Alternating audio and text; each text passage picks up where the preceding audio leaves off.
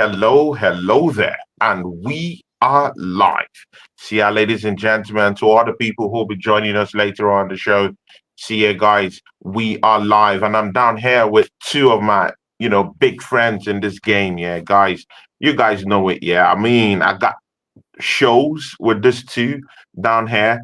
First of all, of course, the guy to my top right, no other person, yeah, than the preacher. I want to call him the preacher, man. I mean, he got the Southern style, he got everything from the US. This has become my biggest friend in the US. Yeah, guys, see, big up to this brother, no other person than the Southern Gunner. Matty, big ups to you, man. How you doing, my brother, man? Talk to this people. Good, brother. Glad to be back in the fold, man. Glad to be back in the fold. Congratulations, brother. You know, you've been making big moves since last time we got together. You made a big move since last time we got together, man. And so now you getting it in. So Yeah. Thank you, brother Marty, man. We're waiting. We're waiting for yours. We're waiting for that trip down to Brazil, man. Let's see. Sing. Well, we're just saying a prayer, man. But big up to you, Marty. Thanks for that, man. Of course, you're a brother any day, anytime. Thanks for that, man. See ya, guys. You can't twist it out. Yeah, this guy. Yeah, I've been working with this guy for a very long time. He's a brother of mine too. Of course, he owns his own channel too. Same thing like the Southern Gunner, and he's doing real good work. Yeah. But you know what? Yeah, it's my guy, my brother, no other person. Yeah, of course. Bant, Waffle TV show. Talk to these people, my brother, man. Tell them, let them know. Let them know. Yeah, people, man. Big up, man. Thank you for Tony, as always, for having me on your channel. Obviously, we've got the big Matt in the building. It's going to be interesting what he's got to say. It's funny because I've been looking at some past videos of Matt speaking, and it seems like it's another Groundhog Day, a Groundhog Year. So it'd be interesting to see what you're saying. I'm going to plug my mic in, yeah. So let me just sort my mic out. Where is it? Yeah, definitely. Of course, Bant. Yeah, I mean, Waffle TV show. Yeah, it's very funny that you just said that about Matty. I mean, you could literally this is the truth. Yeah, I mean, forget. I'm friends with Matty. Me and him talk off stage most of the time. And this is not patronizing him in any way. You could literally handpick most of the Southern Gunners shows from last 2 seasons. I mean, Waffle TV, man. I mean, you just have to agree to this, man. As in, you can get that show, any of his shows, yeah. You can actually cut it up, edit it, do whatever you want to do. Use AI. I mean, get his own voice on AI. I mean, yeah, you can literally just handpick any part of his show and literally just play in the present. You don't need to even do any edits. Use AI, anything. As in, it still has the same kind of taste, yeah, that you would get from a fresh show he would do. I mean, is it about how we faltered through the season? Is it about our acrimonious statements we've made in the January transfer window, in the summer transfer window? Is it about that stuff about the striker stuff? Is it about the stuff about Mikel Arteta and what he's doing in this team? Literally, Waffle TV, if we go back here, Marty said something about the mistakes of this manager. And this manager is still repeating those set of mistakes that he's making right now. Waffle TV, when you look at, I'll start from you, Waffle TV Abs. When you look at what happened in the last Premiership matchup, Marty have talked about this on a particular show. I was just catching up on it before we watch this one. And of course, catching up on your show too, Bant, where Thomas Partey was being used as a right back. I mean, you can actually handpick that same interview I had with Marty on my own show and bring it down here, and it's the same thing. Thomas Partey starts at right back, and he had a stinker against Fulham. Bant, talk about this, man, just in a nutshell, so that we can get the show started because we have other topics to get into. Well, it's not much really to talk about, really. This is our manager. Classic, overthinker. Arteta thinks he thinks that he's too smart. You know, he thinks that. I don't actually know how he thinks, because you know the way he prepares his teams at times is just mind-boggling. It's like you play your best players in their best positions. You know, it's as simple as that. Why is the game so complicated when it comes to Arsenal? Why do we have to be the ones that have to put square things in whatever Square round hole? peg in a round hole. I mean, I'll even call it square peg in a square hole. I mean, that's what we're doing. Why no round hole. Yeah, why are we removing our best right back in Justin Timber to left back and then putting Partey at right back? It just doesn't make sense to me. It's almost like this guy doesn't want to win anything. I don't get it. Matty, I'll give you a chance to just throw in a rebuttal. I mean, we started this show. I mean, we've given kudos to you. I mean, both me and Waffle TV show down here, man. But again, just take us through that one slightly, because we have a range of topics to get into. Well, I'll just say this right here. It's just that when you watch this team, you look at the game this past weekend, and you look at last night, you go through all of the games, and we don't have a striker. I mean, yeah, we won the game last night, but let's just keep it a buck. Let's keep it a buck. When we get further into this competition, we're not going to have a chance where Jesus has 7 chances to score a goal and can't score. We're going to have to make those chances. You know, you watched the Juventus and City game last night, and the chances that they had, they put them away. We have strikers where it takes us 8, 9, 10 times to get a couple of goals on the board. And what Ab just said about, why is the right back not starting in a proper position? You look at that lineup and you see all the substitutions that he made late. And people are saying, why did he make those substitutions? Because the game was getting out of control. Because he should have started pretty much everybody that came on last night in a substitution role. They should have started the game. I knew we were doomed, gentlemen, when I saw Jesus start. Jesus has scored 1 goal in 32 games. Oh my! 1 goal in 32 games, and we're paying him £250,000 a week. Now, all 3 of us sat here over a year ago, and we put our foot on Kai Havertz's throat, and we said, "How can you pay 65 million for this fella here? How could we pay 50, 52 for Jesus, and he's giving us not even a modicum of the output that Havertz?" Now, listen, that's coming from me. That he didn't give out the output that Havertz putting out. There has to be something done about this gentleman. There has to be something done about Martinelli. There has to be. These two, right? Saka is doing all of the heavy lifting right now. You ever had to go to a friend's house on the weekend to help him move furniture? Exactly. And you got the couch. You and another buddy got the couch, and you got that one friend just standing there watching y'all. You like, hey man, you gonna help? That's what Saka's doing. That's what he did yesterday. If he doesn't score, we don't win.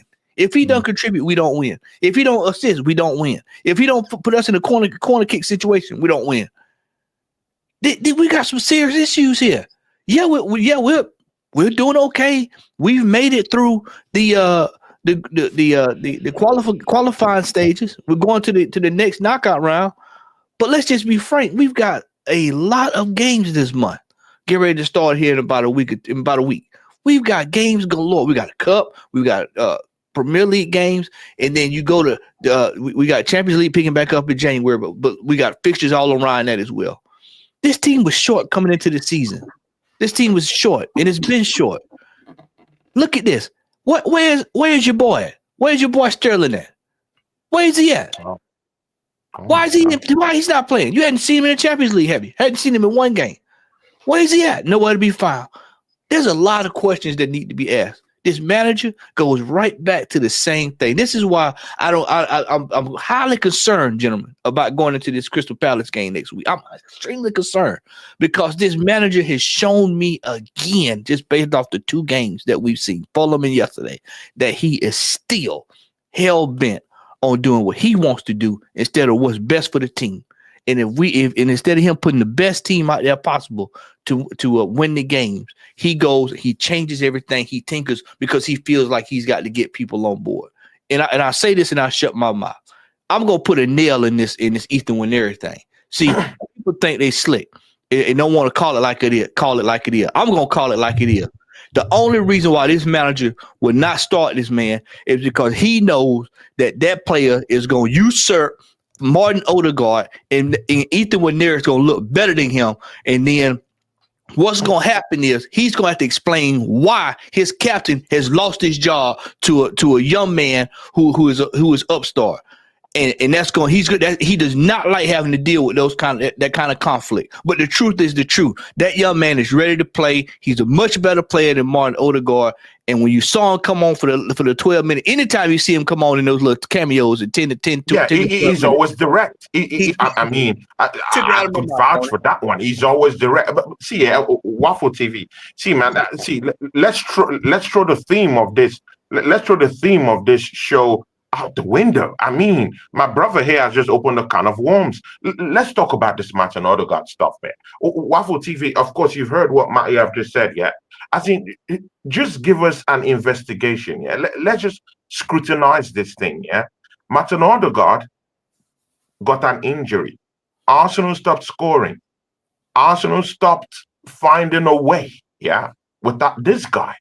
And Ethan Nwaneri didn't even get the chances to even come out to even show himself or prove himself worthy. Just yesterday, we saw Lewis Kelly, yeah, coming to the team and put up a performance, a befitting one.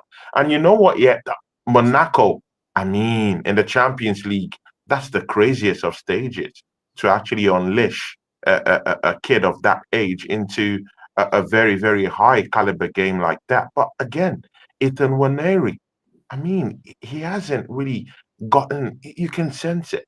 He hasn't really gotten that amount of shine that you think he deserves. And when he comes into games, you could see how direct he is with his play. I mean, we're out here crying that Arsenal don't have enough desired to get through, through these teams or cut through these teams through open play, as much as we're actually getting chances through set pieces. And you see someone who has direct play all round his game, it's a Nwaneri coming from the bench and even not on time. I mean, of course, when you hear Matty's arguments, what do you have to say about this Waffle TV show? Well, I've publicly already spoken on Nwaneri, and I hate hearing people talking about age. Yeah. Rooney, generational talent. When he came on the scene, no one was talking about his age after a certain amount of time because he was balling out. Yeah, for Everton, for Man United. But with us, it's always, well, he's not going to take us to win the title. It's just one player. We're talking about one player that's going to come in, fit in that position where Odegaard is not playing, give him a few games. Look at Chelsea today, for example. Chelsea have sent their youngsters over to Astana in Kazakhstan today to get experience, in the tough, in the cold, yeah? And obviously, it's not, the best competition, but it's experience. There's nothing better than giving, our young players experience when you have the chance to. For me, Arteta is too stubborn, and he only throws in these players, literally when there's no other option. Or if there's a player that he doesn't like, he will put that player in front of him. So, for example, Tierney, he could have started yesterday, but obviously there's issues between him and Arteta. So he went for Skelly because I think everyone else was out. And this is the thing with this manager.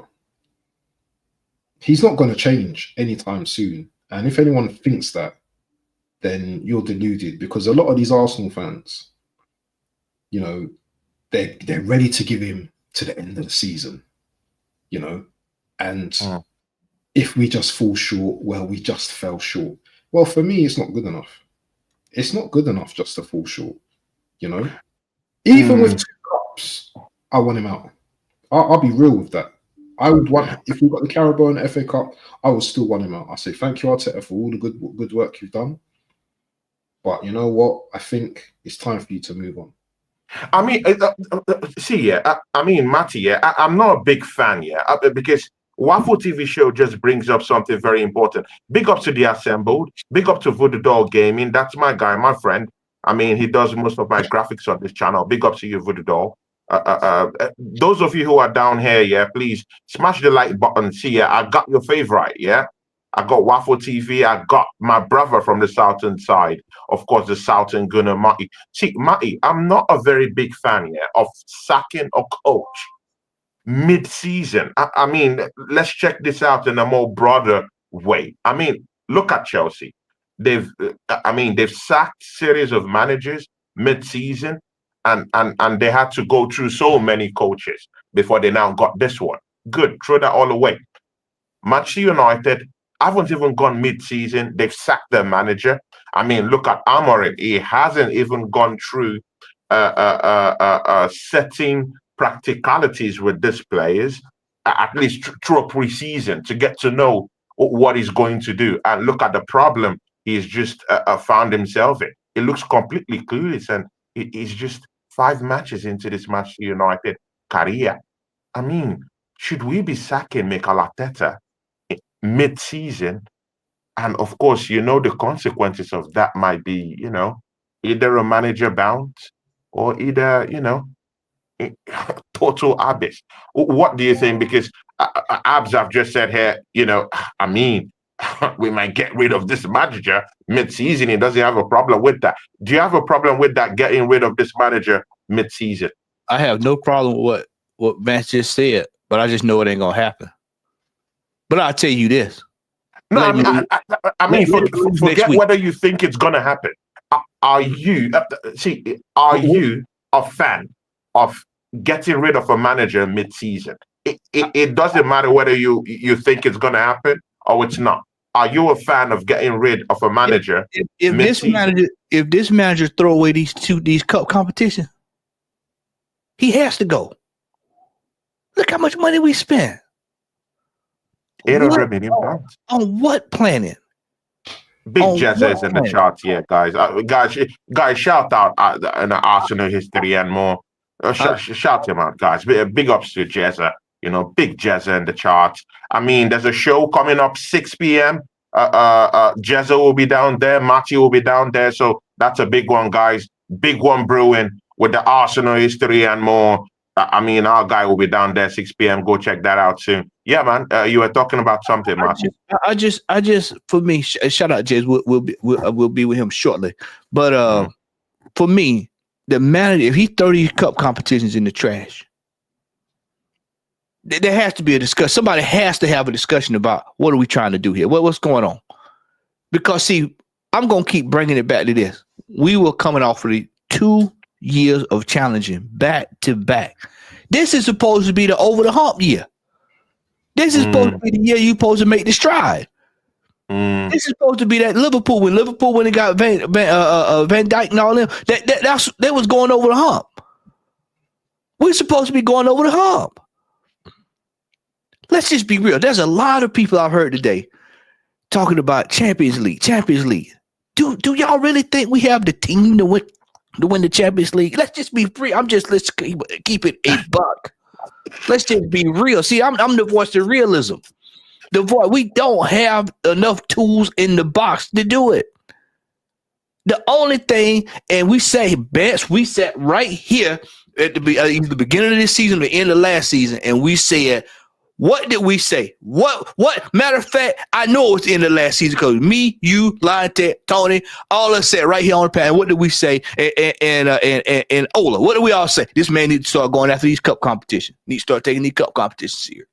Need to take it serious because that is what's realistic. People don't want to face the facts. The facts are this: this team is not good enough to win the league because we are too inconsistent. We are too inconsistent. The team that's the most consistent wins the league 99.9% of the time. Unless we out in front, then we throw it away. This team is not good enough where it is right now to do that under this manager. We're not going to do it. The only thing that we can hang our hat on in the hope that he can do is the cup competition. But the scary thing about that is this man throws those competitions in the trash. You don't know what team he's going to pick. You don't know what team he's going to pick. We can walk out there next week with 10 academy players. Because then in his mind, he thinks that he can win the Champions League, but won't go buy the players to help him do it. And then we find ourselves back in the same situation we was in last year, the year before that. That's my biggest gripe with this manager. That's what gets my blood boiling. Is that we repeat the same thing over and over and over and over. The same mistakes. Thomas Partey at right back. I mean, it's mind-boggling at this point. But again, Abs, I mean, we've just heard what Matty said.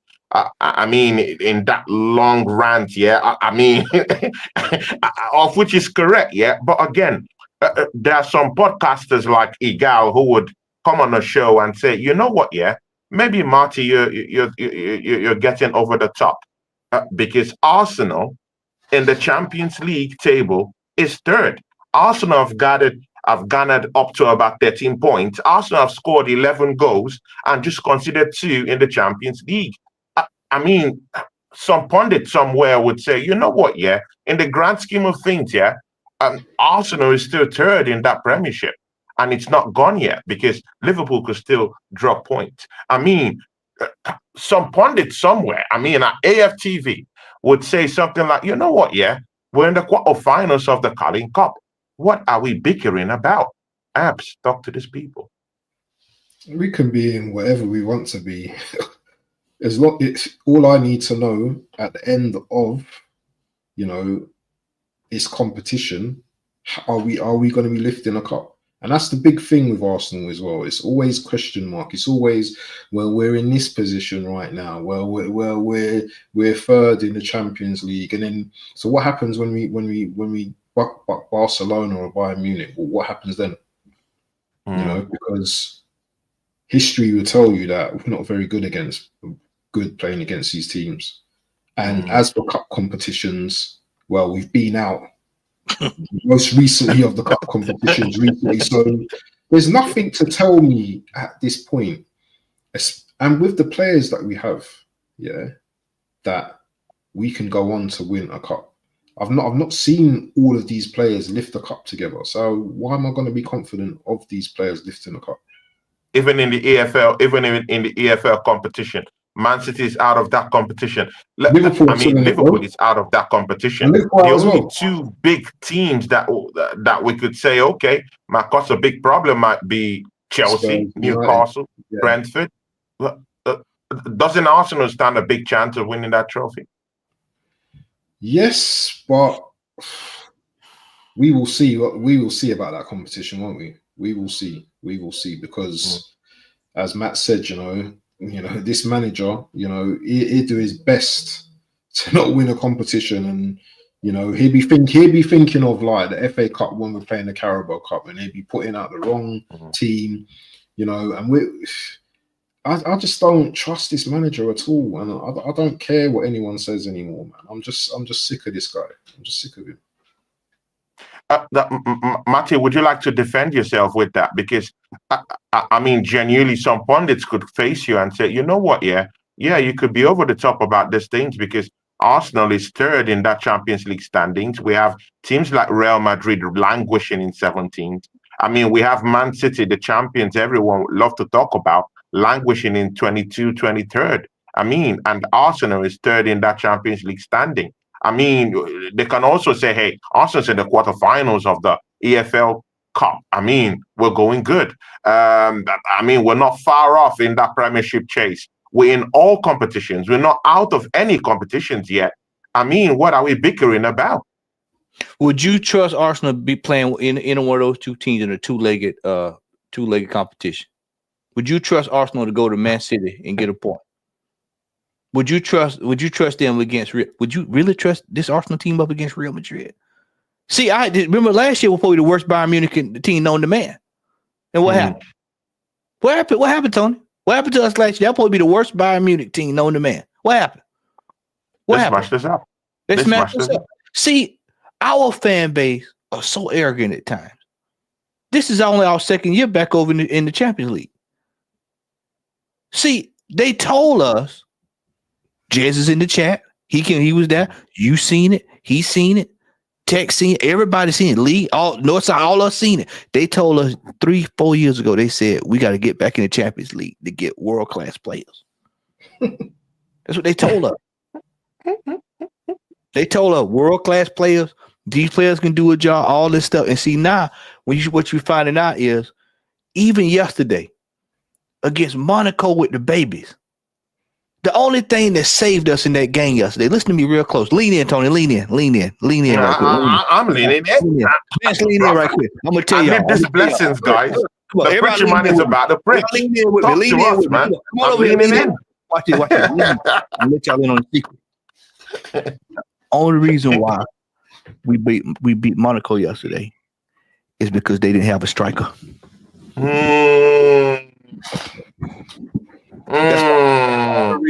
have to give us footnotes to that, bro. I mean, these bombs you drop, yeah. You have to give us footnotes to that, man. Talk to us, Matty. They was moving through that paw. They was moving that ball. They had one situation out with the goalkeeper. It was miscommunication, back pass, too short. Kai Havertz came in. You know, we saw the goal. Before that happened, before all them substitutions, what happened at the beginning of the second half? They were wave after wave after wave after wave after wave. See, I have to tell people this all the time. I have to tell folks all the time is that the worst teams in Europe, because they've been in it long enough, are still a little bit better than us. Remember everybody, Inter Milan's an old team. That team's old, washed up. What happened? We went down to Inter Milan. What happened? We went down there. When we get ready to play these teams, like you just said, Real Madrid, because that's a realistic scenario. You really think y'all trust this midfield, this manager, Thomas Partey right back against Real Madrid? Oh my day. Bayern Munich. And y'all know Harry Kane is good for 2 against us. You know he's good for one, at least 1 or 2 against us. You know that. You put your money on it. You know he's gonna score. Barcelona, Dortmund. You got Dortmund going toe-to-toe with Barcelona. And folks was early this season was, let's draw Dortmund in the tournament. We can deal with them. You sure about that? This team under this manager is not where it needs to be under this manager. And we win games, but then when you finally see the frailties of the team exposed, then you left asking questions. Shout out to Kenny Ken yesterday. He said the game left you with more questions than answers. And it's back to what we've been saying. The reason why he said that is that we're right back to the same situation, the stuff we've been saying all year long. Yeah, we're going to win some couple of games. We're going to look good here or there. We're going to have a patch where we win 3 or 4 games. But then when it rolled all right back down to it, we still have the same weaknesses in this team. Do y'all think that Marino can carry this team going forward? Do you think California can carry this team? Hell no. Do you trust Kai Havertz on 18 games? You need 18 games to get to the title. Do you think he can beat? What is what? No. With what is what? No. With what is what? No. With what is what? No. I mean, see, Abs, chime into this one, because I was watching Mo's channel today. I came back from work, and I heard some of the most hurtful things, on Mo's channel. There was a lady. I mean, she looks nice as a person, and she was talking about the theatrics of Gabriel Jesus yesterday, and she was saying, this lady was saying that she doesn't know why Arsenal fans are complaining about Gabriel Jesus. And I was like, wow, is this an Arsenal fan? Today, not yesterday, today, this afternoon on most channel. And I was like, where do they get all these people? Yeah. Even if I feel that lady looks like a nice person, I mean, in what planet are you? Weren't you watching that matchup? Didn't you see those chances Gabriel Jesus missed? Why was Gabriel Jesus hacked off and Kai Havertz brought in into that matchup in the first place? I mean, even as bad as Kai Havertz, we all know he's not the natural heir to that number 9 position. But even as poor as Kai Havertz is, when he came in, you saw the fine tuning. I mean, you saw some effort, yeah, in that attacking third, right? How about that? And then someone is telling me that Gabriel Jesus had a great game. I mean, Bance, man, talk to these people, man. I mean, Gabriel Jesus, one of the highest earners in this team. I mean, and again, Gabriel Jesus has been muted. To have a swap deal with Isaac. I mean, Newcastle, who have slapped 115 million pounds on the head of Alexander Isaac, will be looking at the performances of Gabriel Jesus right now, prospectively. Even if they were thinking of actually splashing the cash on Gabriel Jesus, they would look at this guy and say, you know what, yeah, I mean, we think this guy has been nailed to the cross. What do you think, man? Talk to these people. You see this Jesus guy, yeah?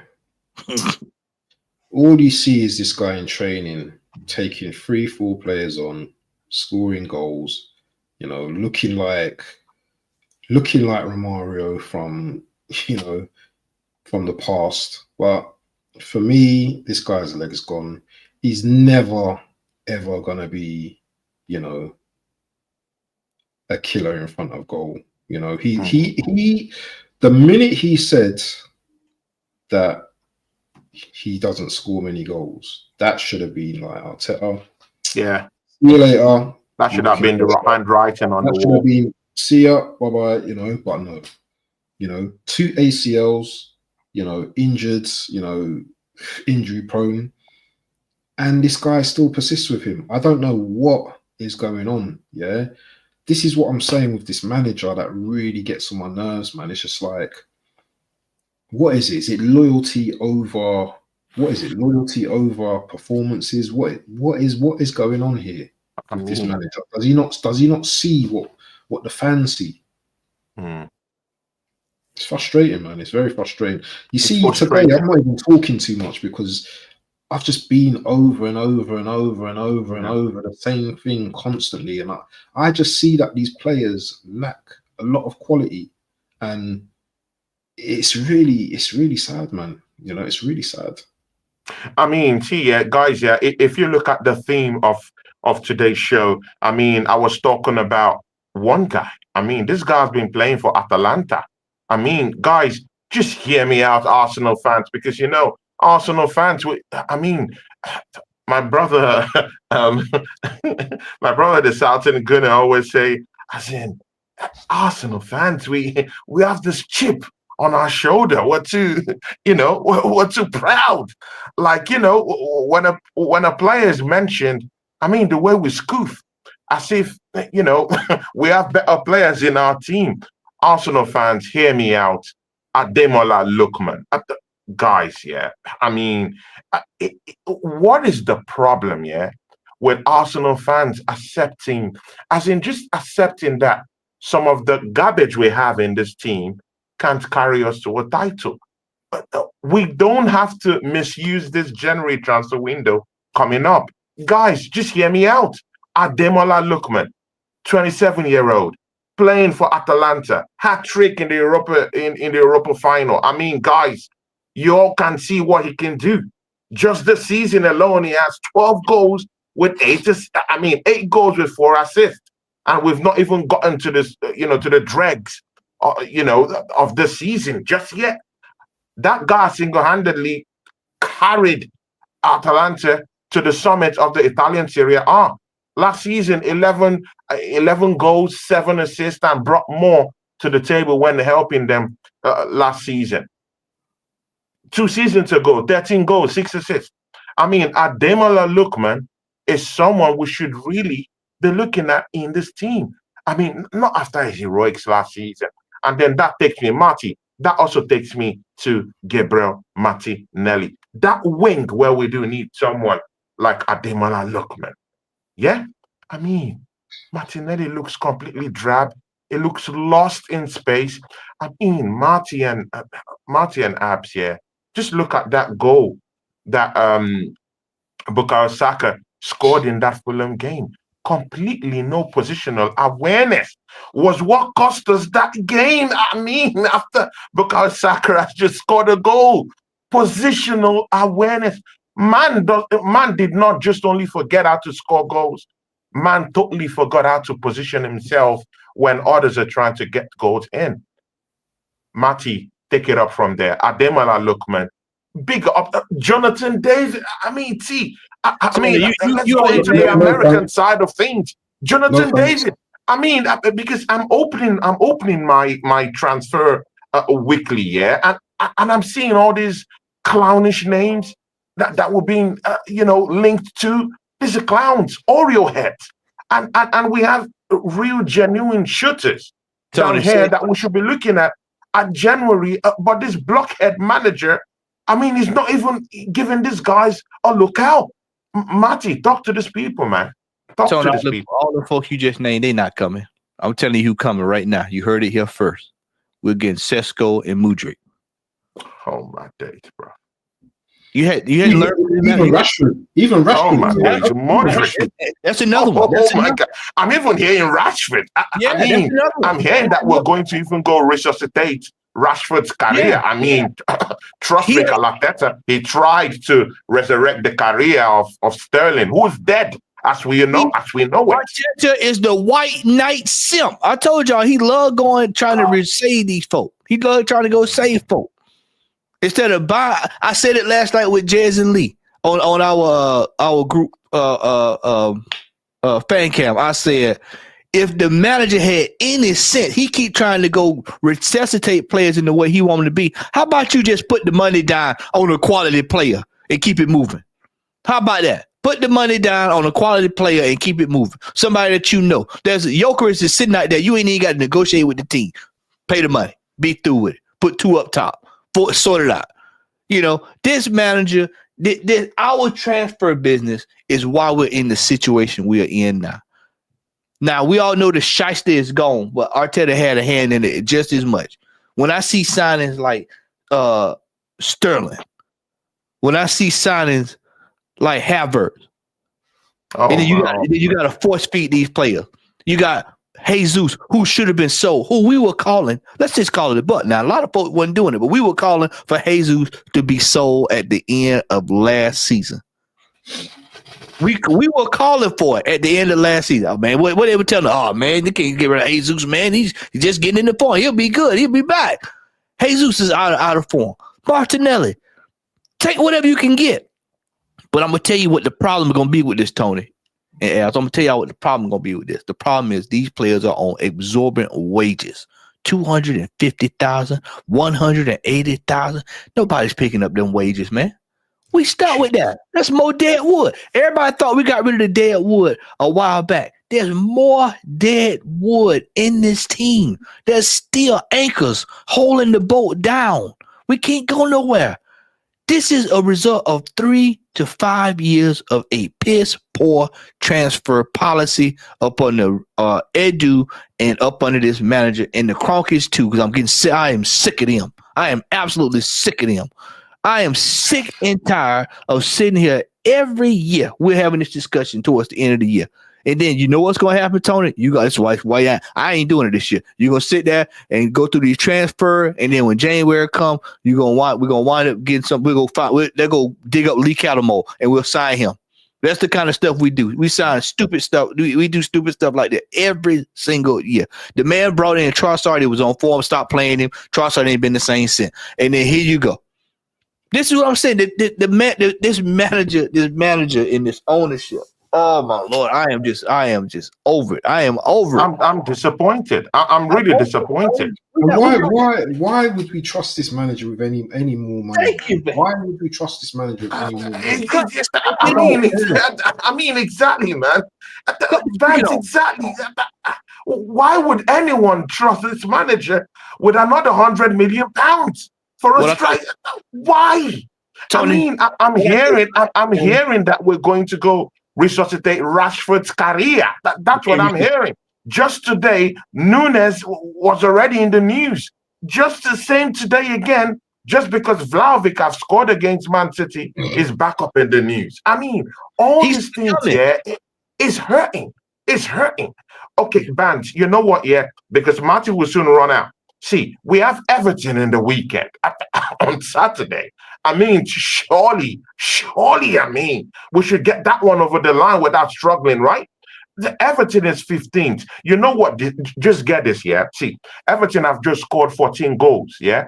But they've shipped in 21 goals. Shitty defense, yeah? Shitty defense, yeah? And those guys are 15th in the league.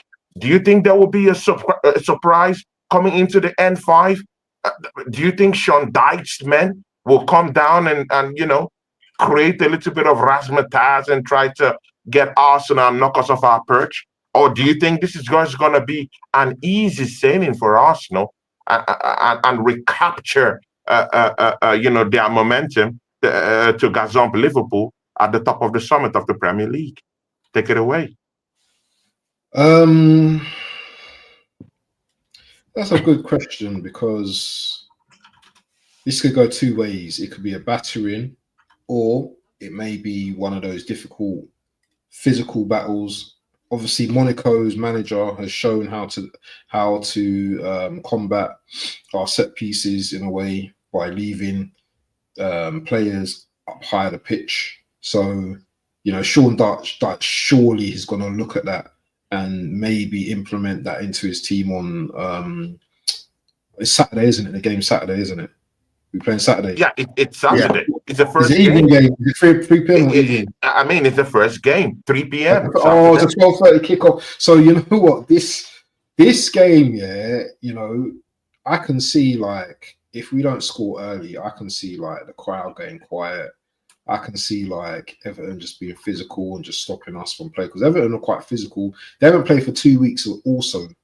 So, you know, are they going to be hungry, you know, against an Arsenal, you know, team that's kind of depleted in terms of like the defense? Many people might say it's a battering, and I hope it is, but I really cannot tell with this Arsenal team game to game now. I'm in that mode at the moment. I just don't know. You just don't know with this team. Matty, I mean, you have to take it from this point, yeah, because Everton is lying 15th, yeah, at the dregs of the Premier League, yeah. I mean, we just came out of a win, a big showing in the Champions League, even if we had our G3 moments down there in the Champions League. But again, let's not forget that this manager has the habit of tinkering with what is working. I mean, you could see after he tinkered with that, you know, first 11 in that game against Fulham, he did the right thing, bringing Skelly down there in that left-hand side and putting Jurriën Timber where he should be. I mean, if he should do that, this should be an easy, smooth sailing, as in we could just sail through this game, do the right thing, and get this win. But do you think this manager will come with his tricks? I mean, with his light bulb tricks, with his, oh, I'll give you lemons, just go give me lemonade. Or do you think he would just come in? See, man, what should we expect from this manager in this game, this weekend's game against Everton? Surely we should be beating Everton. Arsenal played Everton in 2022 to 2023. What do you think the score was? It was a draw, 2-2. Everton played Arsenal last year. They won 2-1. Everton's one of the teams that we have trouble with. They're physical, as Ben stated. Regardless of how bad they are, they always pose a problem. This manager has a problem against Sean Dyche teams. Sean Dyche knows that got this manager, got his number. He's going to implement the same thing that he did with Burnley. 2 banks of 4, 1 up top, get you frustrated, physical play. It doesn't matter we at home, Tony. We have problems with these tight teams. How many times have we played teams that we supposed to beat that's at the bottom half of the table? Southampton? Anybody? Y'all remember that? Y'all remember that? Yeah. West Ham? Yeah. Huh? West Ham? Remember that one? How many times did we hit Fulham last week? Because I heard last week going into, we smashed Fulham. We're going to destroy Fulham. No. Hey, bro, there going to be a few games when we'll do what we did to Sporting Lisbon and West Ham. We'll have a little fun and enjoy ourselves. But for the most part of it, these teams are coming to take us to task. It's no coincidence that City and Arsenal, everybody's starting to say, you know what, let's just have a go at them. Let's just have a go at them. United are poor right now. They're still trying to get together. They've got to go buy players, stuff like that. So that game was kind of more of a, let's do what we got to do while they down. But then you start getting to the Chelseas of the world. You start having to deal. Even folks that say, well, Spurs are bad, but what happened when we play them? When we have to go there, it's tough.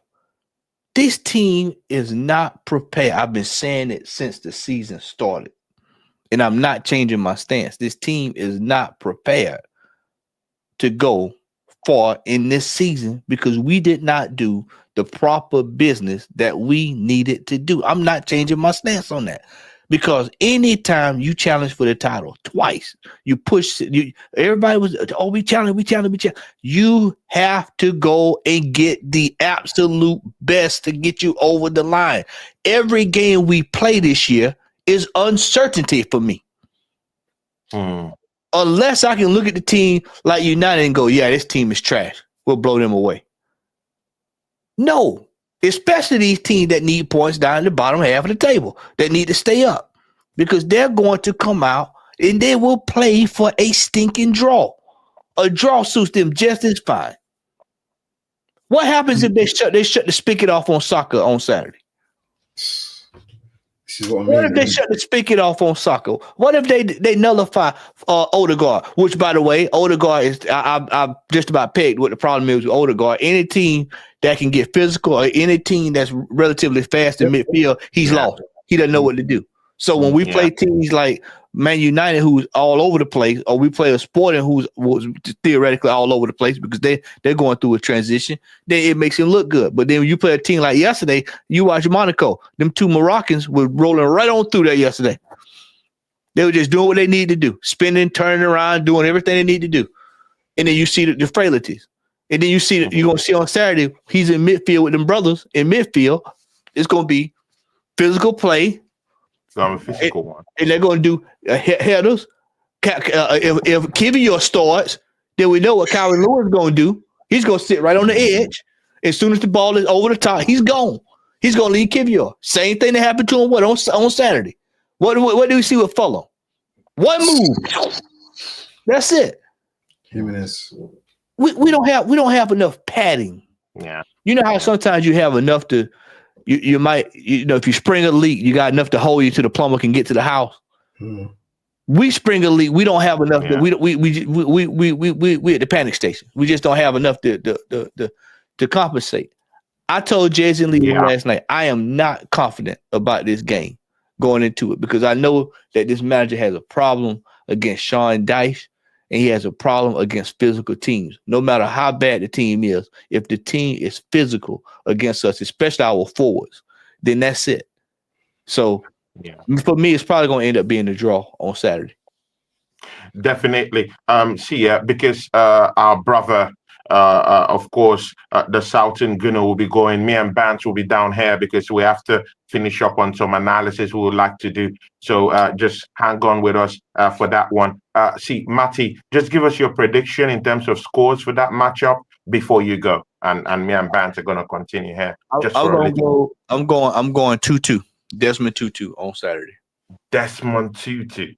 Oh my God. I mean, Matty, man. I mean, no confidence at all. I just don't see it. This is a poor Everton side. It doesn't matter, Tony. We've been saying that for years. Too, man. I Southampton, don't know, but Southampton was a poor team when we played them when we were challenging for the title. They were the poorest of the poor. We couldn't get past them. How many times have we said that and we've seen these teams? It's not the TC. It's not the Tottenhams of the world. It's not the Uniteds. It's not the Liverpool. Not the Chelseas. You know, it's not the Villas. It's the Newcastles. It's the Evertons. It's the Ipswiches. It's the you remember Huddersfield Town last year? Y'all remember Crystal Palace? The Crystal Huddersfield last year that we scored on the last second off a header. Who was it? Huddersfield Town. Who was that we played last year, y'all? Luton Town. That's it. Luton Town last year. Luton Town. Oh my God. Relegation. Marty's is reopening the old wounds, man. Yeah, I have to show y'all. This is when you have 5 years, 1, 2, 3, 4, 5 years of hard, cold facts that you can go back into go to the file cabinet and you can pull it out and you can say, let me pull it out, man. Yeah, let me take a look at what we did historically. Because see, we have a record. See, you look at Tony and Al for years. People could go, "Oh, we'll give him time. We'll give him time. We'll give him time." Well, not. We've given him 5 years. So, based off of 5 years, this is what I've seen in the body of work. And I've said this, and I say this in closing. I'm looking at the same thing that I've seen for 5 years under this manager coming down the pipe. True. The evidence speaks loud. This presents itself. Marty, because you have to go down to Jezza, yeah, of course. So please tell these people what you got coming up. Definitely me and you will be seeing end of this week. I want you for a show here on Saturday also, but anyway, we'll talk all about that. But I will be on your channel on Sunday too. So, you know, see, Marty, talk to these people. Tell them what you got coming up, my brother, man. Sunday, we're going to link it back up here on YouTube. I'll figure out the time, get the time that's best for everybody, and then we'll get that. We're gonna have a big round robin panel. We'll be talking this Arsenal. We'll be talking about the match reaction from Saturday, excuse me. And you can find me on Southern Gooner. You can also find me in just a little bit here on Jesus. Once y'all wrap up, y'all come over that way, and we'll be talking it up. And then also next week I'll be getting back in the forum. We'll probably have a fireside chat next week about where this team going, because we've got some massive fixtures coming down the pipe in the next 2 or 3 weeks. And I just don't think people understand what's coming. We've got a lot of work coming down the pipe, and we got to play catch up. And I think that the couple of these victories have kind of lulled everybody to sleep. They're back on the blue pill, but I'm back. The red pill is back. I'm here. So guys, go catch Matty. On his channel, the Southern Gunner on the Southern side. I mean, there's life in that channel. He breathes life in that channel, man. Big ups to everyone. Big ups to, of course, everyone who is rocking with my brother, Southern Gunner. Catch you soon, Southern Gunner, man. Brother. Peace. Yeah, man. Take care, man. Abs. Yeah. Abs, of course, me and you are still here just for a short while because we have to also analyze some certain things going on. Abs, of course, you've heard Matty and with what he's said, yeah. I mean, just throw that all away. Arsenal got certain games coming up against Crystal Palace. I mean, 2 big matches against Crystal Palace, one in the Premiership, and of course, one in that EFL Cup coming up. I mean, how do you see Arsenal's chances? Yeah, mostly with these cup games. Do you think Mikel Arteta would say, "Hey, you know what? Yeah, I mean, in the league we're not doing so well. I mean, let's just put some effort in the cup games. How about that?" Do you think that's what's running through his mind, prioritizing the cup games right now, when it seems like Liverpool is just already running away with that title right now in the Premiership? You're asking the questions today, man. Seriously, man. As I said, the way this guy thinks, is different to everyone. And I'll give an example. Last year, we had the Villa game and we had the Bayern Munich game after that. And he tinkered with the team that in the Villa game. But really, we should have just kept the same winning formula to go into the next game. Sorry, yeah. If these guys can't handle 2 games in a row, yeah, then they might as well give up. Yeah. Why change something that is successful and, you know, break it all up, and then, you know, at the end of the day, you know, we have a chance to win a cup. You have to take these things seriously. We have to take these cups seriously. There's no point tinkering and making major changes to the team, and then, you know what, we lose that cup, and then we go into the next game, yeah, momentum's all like, you know, down because we've gone out of a cup. So me, I'm making as minimum changes to that team as possible, you know, so we can get the best results out of both games. We should be beating a team like Crystal Palace. Let's be honest with you. Let's be honest, Tony. Let's be honest, man, guys. I knew they did something against Man City, but that's a Man City side that just has only 1 win in 10 games. I mean, it's a team on steady decline. We should be smashing up Crystal Palace. I mean, for real, we have the quality to go into those matches unscathed against a team like Crystal Palace. They're not doing much in the Premiership, innit? And I mean, they have to put much priority in the Premiership. So it's very likely they might send in the scouts for that game in the EFL Cup in a way so that they could be able to still keep you know, some certain players fresh. Yeah, Palace will still want to win that game though, because they don't.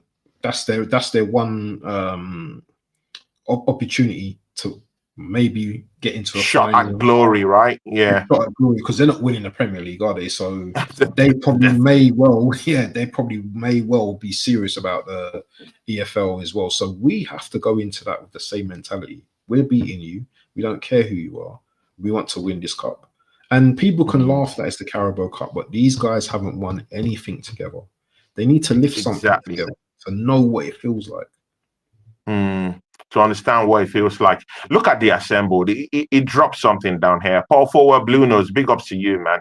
The assembled is on fire down here in the chart. It says, why is Arteta stifling any competition to displace Odegaard?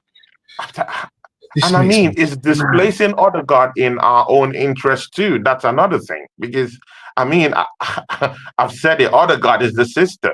He's built this team around Odegaard too much. And we're depending on Martin Odegaard's, you know, fluidity and technical know-how in kind of like bailing us out in terms of like searching for those little pocket spaces and finding players, you know, in different directions. I mean, that system is built for Martin Odegaard. Did you see his finishing yesterday? Did you see his finishing? It was awful. That was awful. But again, man, that's the only person we have. I really think it's our system, because actually when he was, you know, down under being injured, we never really got anything going on from the middle of the pitch. We looked completely bereft of any ideas going forward. And right now, with this kind of question the assembly is throwing down here, which in, you know, to some extent, I mean, you have to agree with him, because Waneri isn't getting any chances at all. But again, Trossard tried in that position. He struggled in that position. He breathed a sigh of relief going back to his left-hand side, innit?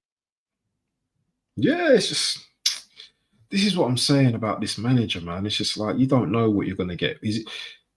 I would rather he started Waneri in the EFL, to be honest. Yeah, I'll be real with you.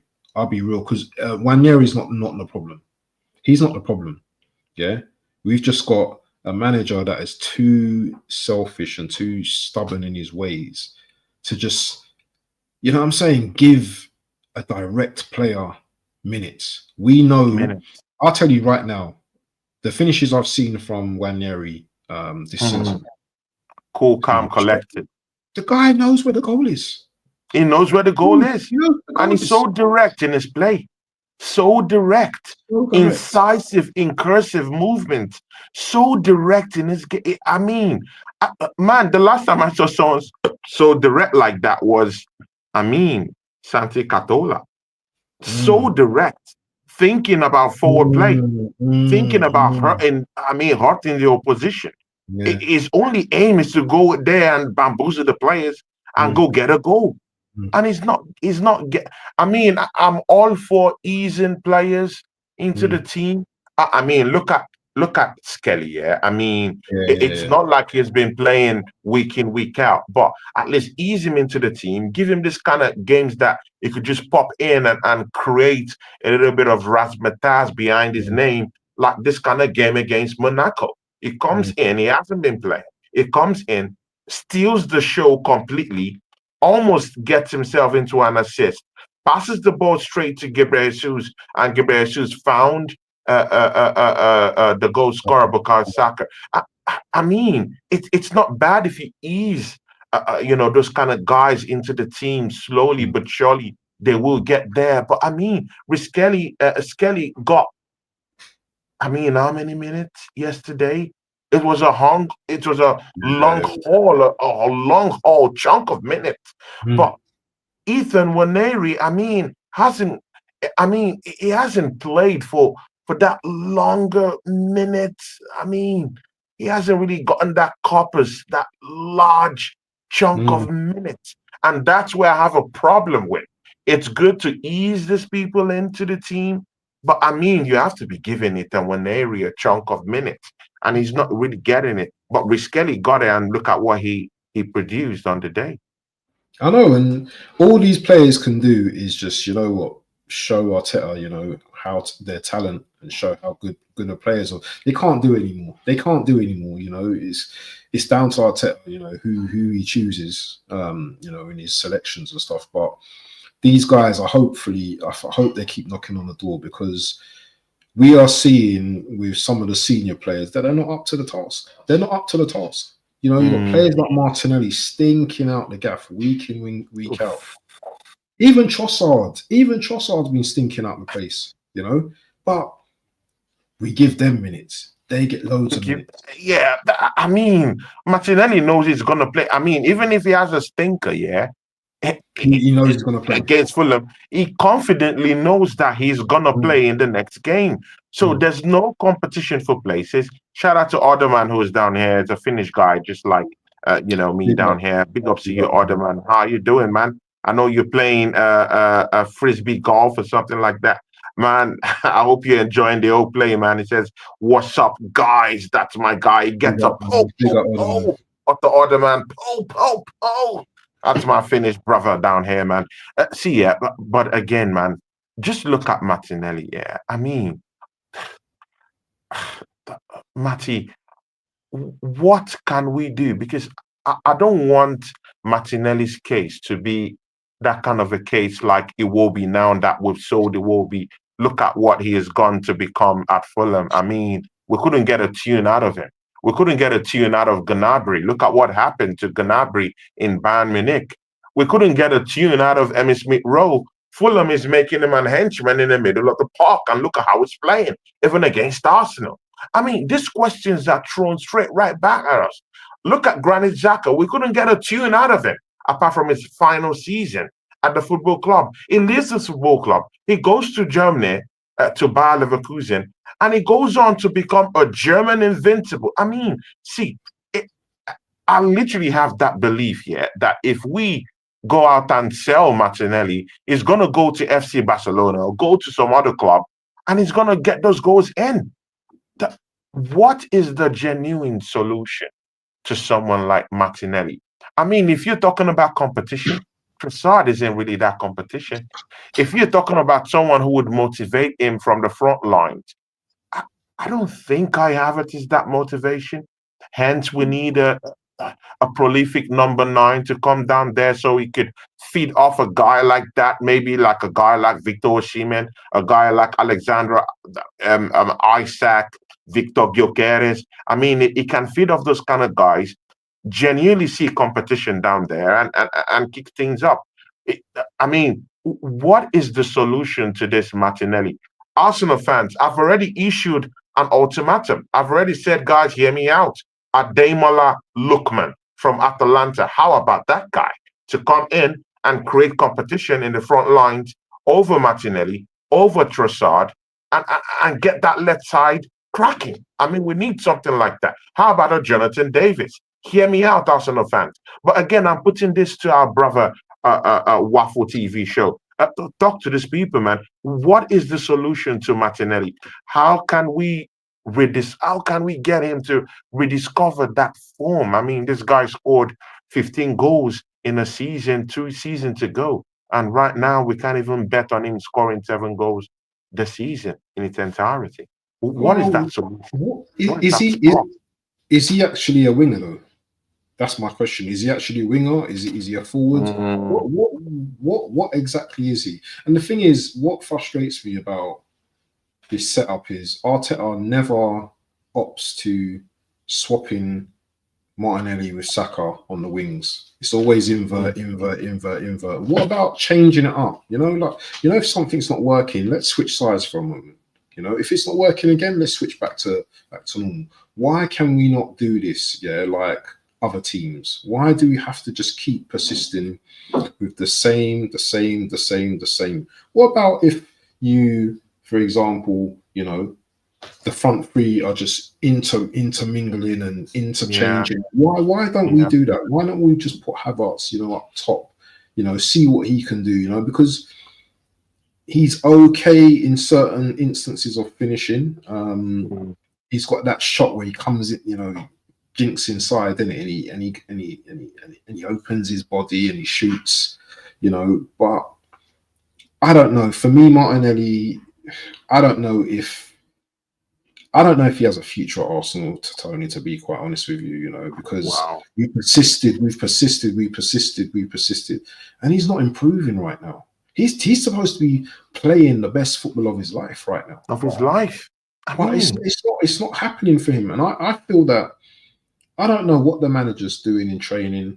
I don't know whether he's having shooting practice or anything like that.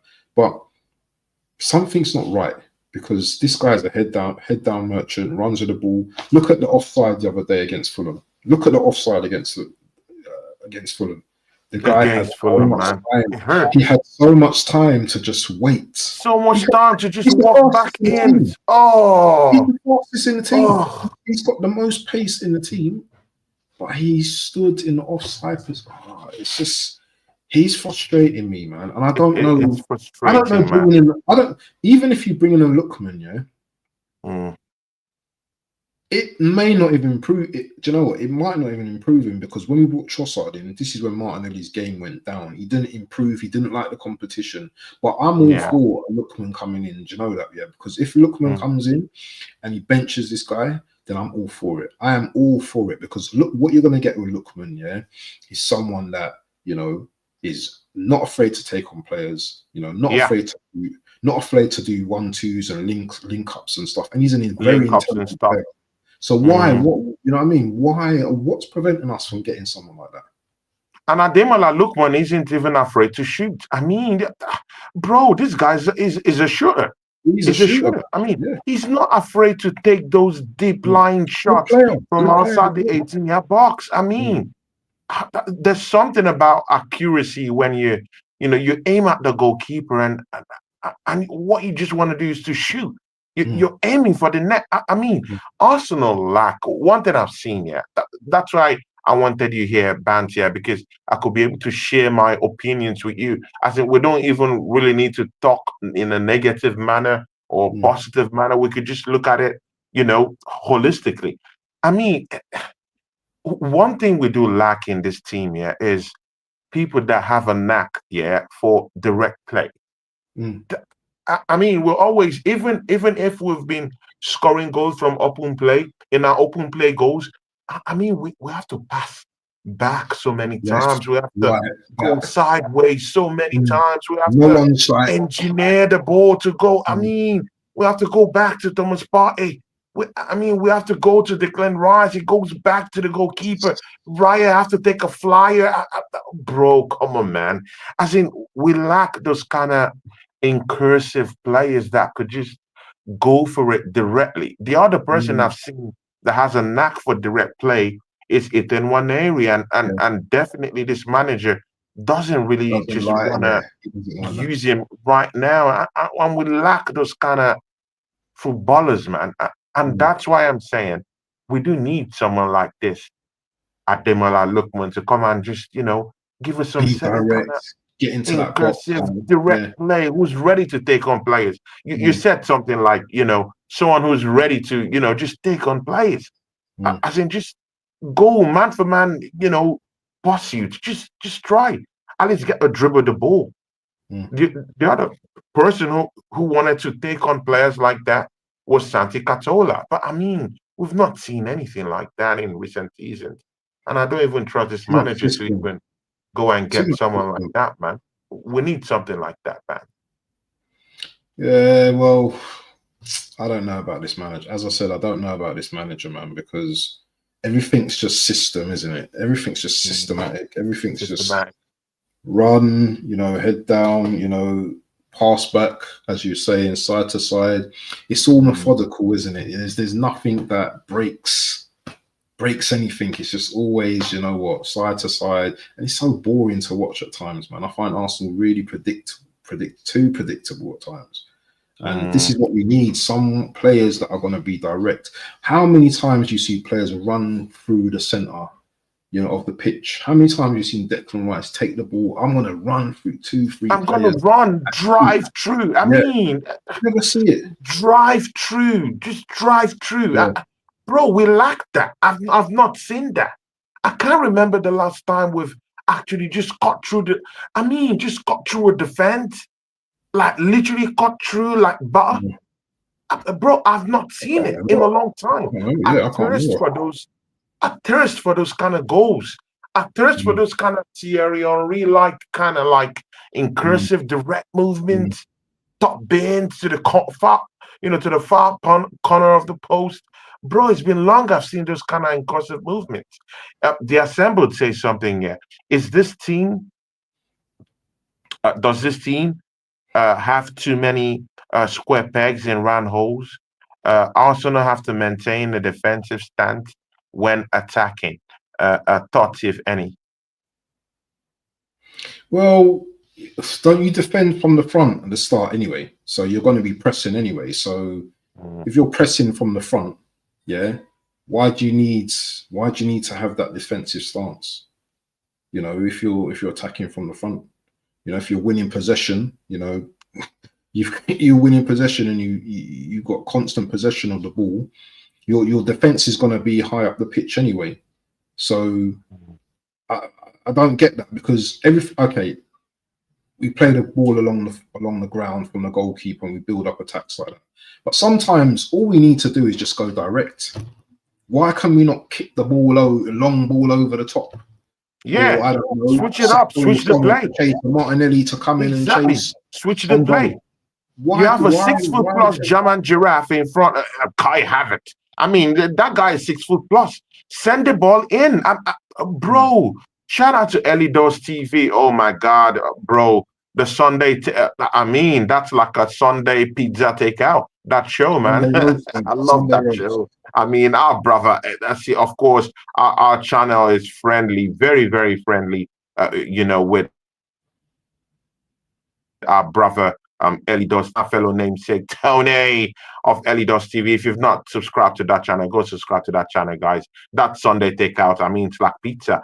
This guy touched everything about the Premier League, and, he's a great guy to hang around, Tony, isn't he? Bant. I know you've had the honor of being around Elidos TV, and I know you do respect him.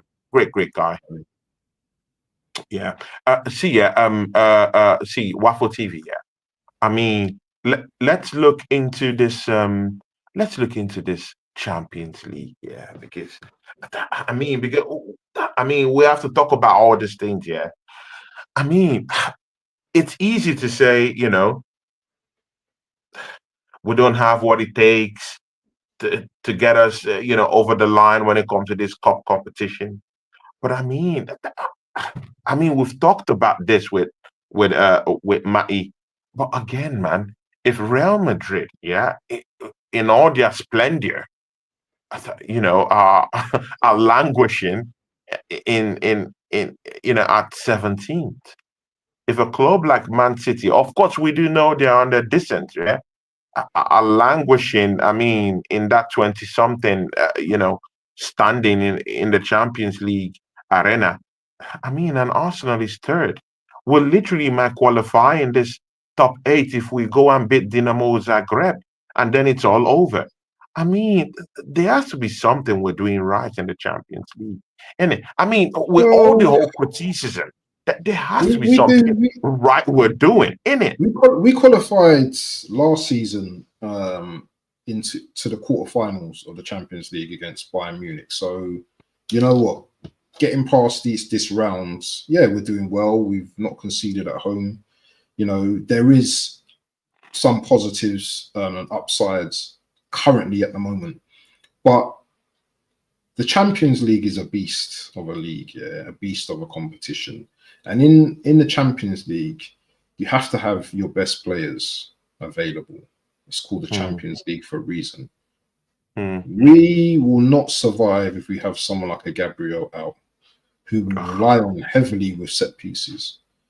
If Havertz plays every single game, as much as I don't rate him, as much as you might do, or whoever might do, or who doesn't rate him, he can't play every single game, Tony. He can't play every single game, you know. As much as, you know, our team are underperforming now, they need to be at the top of their game when it comes to the next round. Yeah, you can't go in. There's no prisoners. Yeah, in this Champions League, just like the league, there's no prisoners. So you have to be on your best game in, game out. We're getting away with certain things at the moment because yesterday that game could have easily been a 3-1, 5-0. You know, the game could have easily changed had Monaco had better players, and we're going to be facing better teams with better strikers, better midfielders, better defenders. So we need to be ready, and I believe that Arteta needs to strengthen in January. I don't know whether the players will be cup tied or whatever, but we need to strengthen in January, and that's another conversation. That's another conversation. I mean, we're being linked with Vlahovic today. I mean, Vlahovic, yeah, he scored against Man City. I mean, is it the kind of guy you fancy spearheading our attack? I mean, in that number 9 position.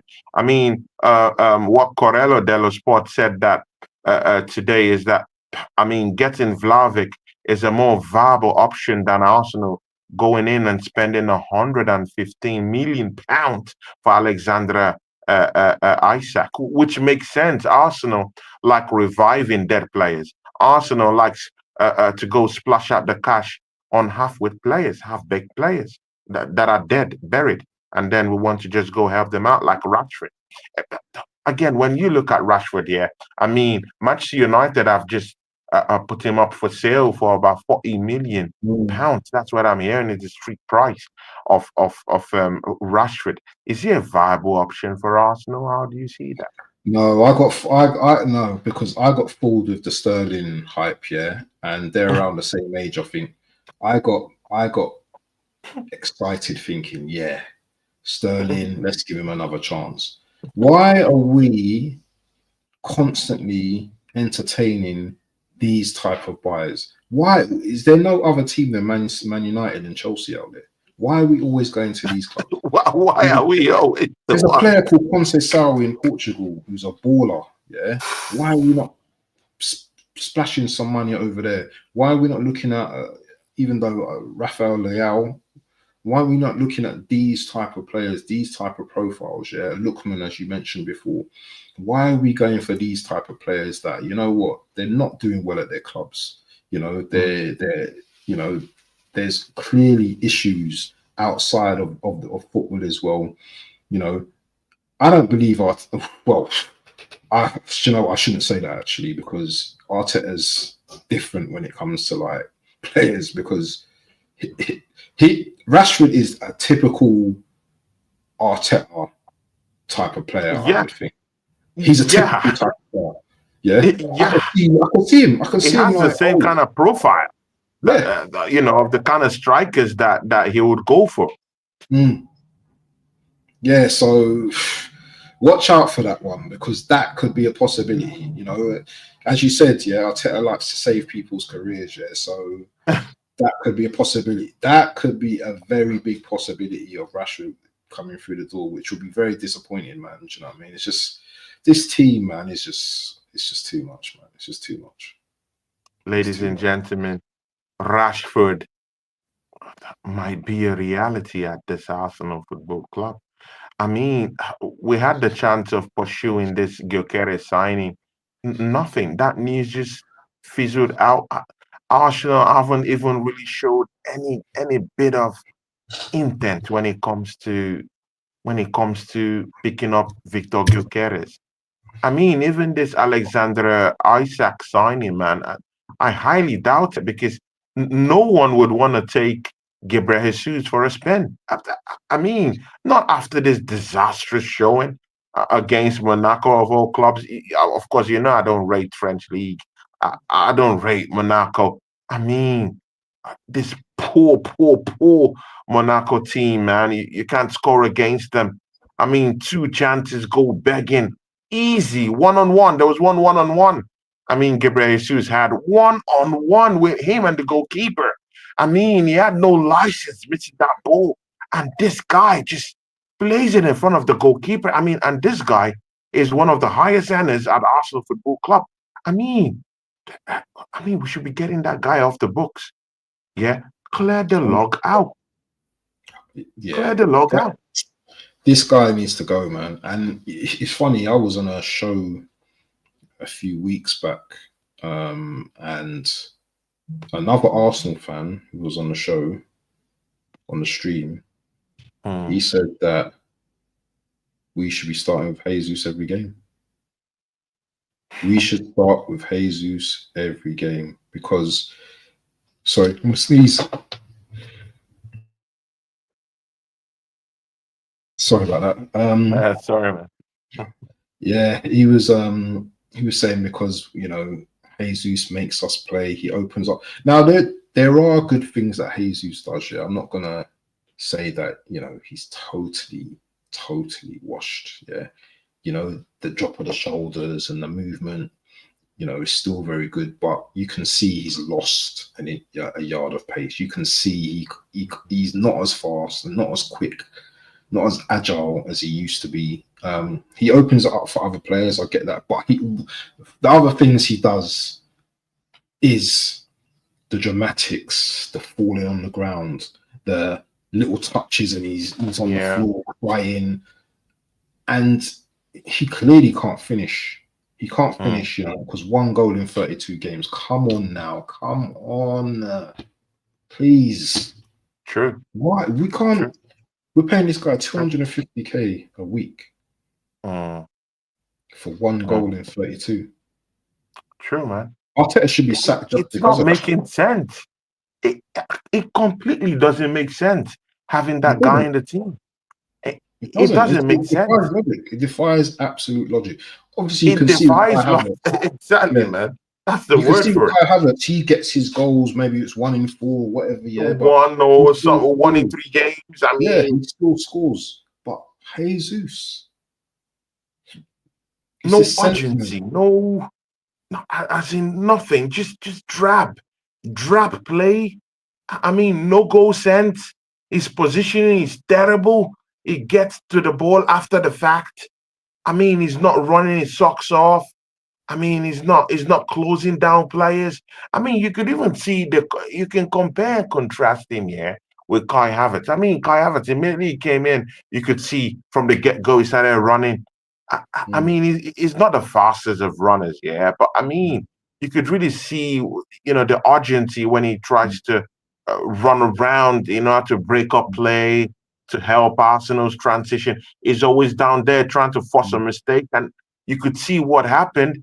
He tried to force that mistake with the Monaco goalkeeper, and he was there to actually convert the goal, even if that goal was given as an own goal. But it was there, at the mistake. I need a striker who is in there right at the mistake, where the mistake is going to happen. He's there. He's there, closing down on defenders, trying to cause a problem.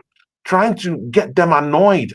That's the kind of character, I expect from a number 9. So even if Kai Havertz isn't that, that number 9 that would get you the goals traditionally, but at least he's putting in an effort. He's running. Gabriel Jesus isn't running into space. He can't find space as a player. He's not doing enough. He can't run. He can't close out players. Even sometimes he doesn't even get back to even help out the team from the back to even close down a wave of transitions in terms of the opposition team getting transitions to even take down Arsenal. I mean, he's not there. He's not just visible. And if you push him out to the wings, I mean, you can't throw away Bukayo Saka. You can't tweak Bukayo Saka because he's the only kind of guy that would get you goals in it from that right-hand side. So it becomes difficult and it becomes problematic keeping that kind of guy in the team. It's going to be problematic. He's one of the highest earners in this team. And it's not, as in, it's all for nothing. Bants, man, it defies logic. As you said, it totally defies logic. I mean, man, this is gonna be like a very, very difficult one here. But what do you think is the problem right now with Merino? How do you see this guy in this team? I mean, Merino is beginning to fly under the radar. No one is really talking about him, Bant, yeah. No one is really talking about him. It's just, that name is just slipping through the cracks. I mean, we can talk about Sterling. We can talk about, Tierney. We can talk about these guys that are not playing. But that Merino is just stylishly, I mean, you understand what I'm talking about, right? It's flying under the radar. No one is really looking at him. No one's really talking about it. I mean, what does he why do? is that? Shout out to Bag of our friend. Yeah, he's down here. It says, big up Tony Banks in the chart.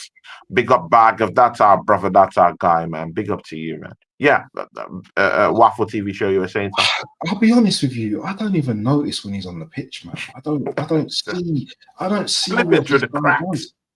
He's just slipping through the cracks. He's what did we buy him to do? Because this guy, I don't know what he actually does.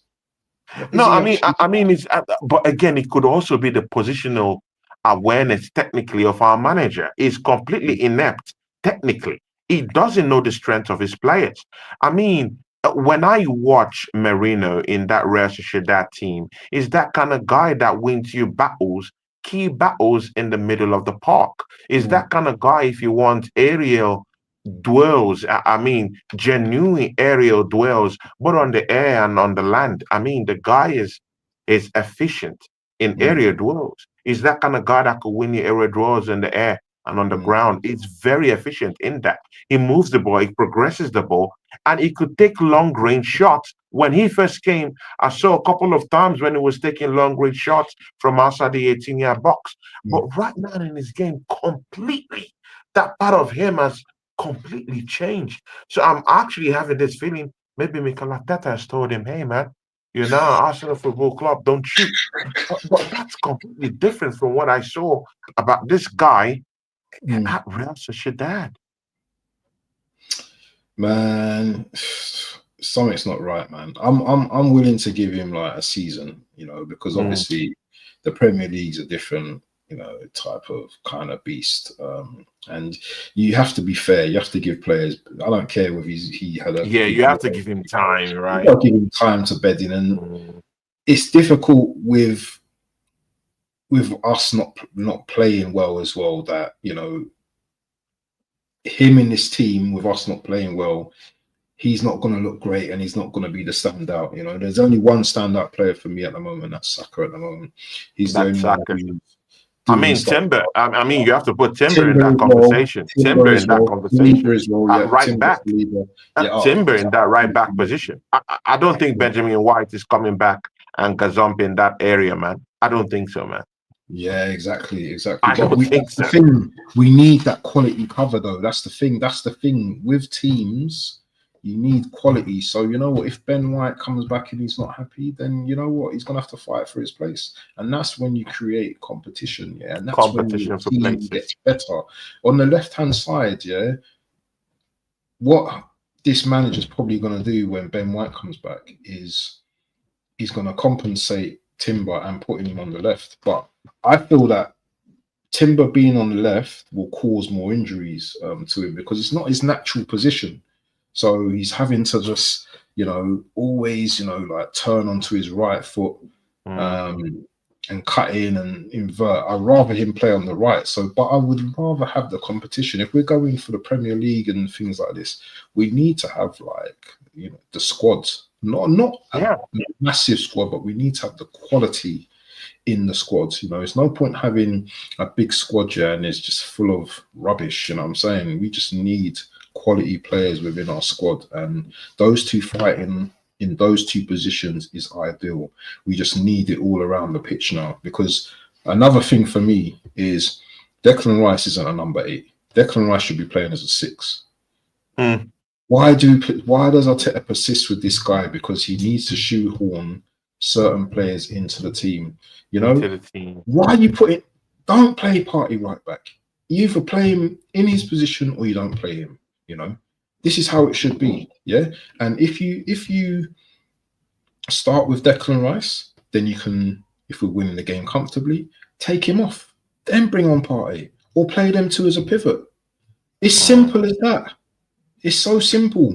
Put Odegaard in the 8. Yeah. Do something. Put January wherever in the 10 or whatever. You can do these things, but you're just not doing it. Man, I completely get you, man. Completely get you. And the last one, man. See, I mean, Kelly, Lewis Kelly. We had Tierney on the bench, yeah, and this guy hasn't been playing, man. I mean, what do you think about Tierney's treatment? At this football club, do you think it's more now likely that it's a club decision to actually keep this guy on the bench so that he could be able to approach the football club and say, you know what, hands up, I want out, because I don't see why this guy would be on the bench and no one wants to use him, even at times where we need a natural left sided left back to come in and bail us out with the slew of injuries we have, happening to players who have played in that area. Zichenko, one of the foremost guys I played there in the left-hand side. I mean, Takiro, Tomiyasu, who has also played in that left-back position. I mean, it's like that left-hand side is a big curse.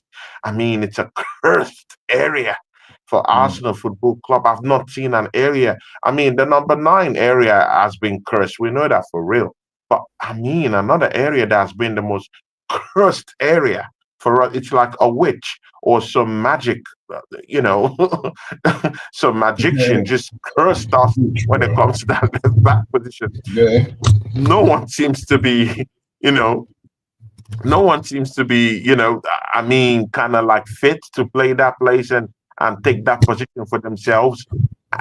And even if we bring in someone competitive to take that place, it's like the curse strikes in more, because we have no fit left back, and the fit one down there, no one wants to put him in the pitch, which is Tierney. But again, yesterday, with Mikel Arteta kind of like fancying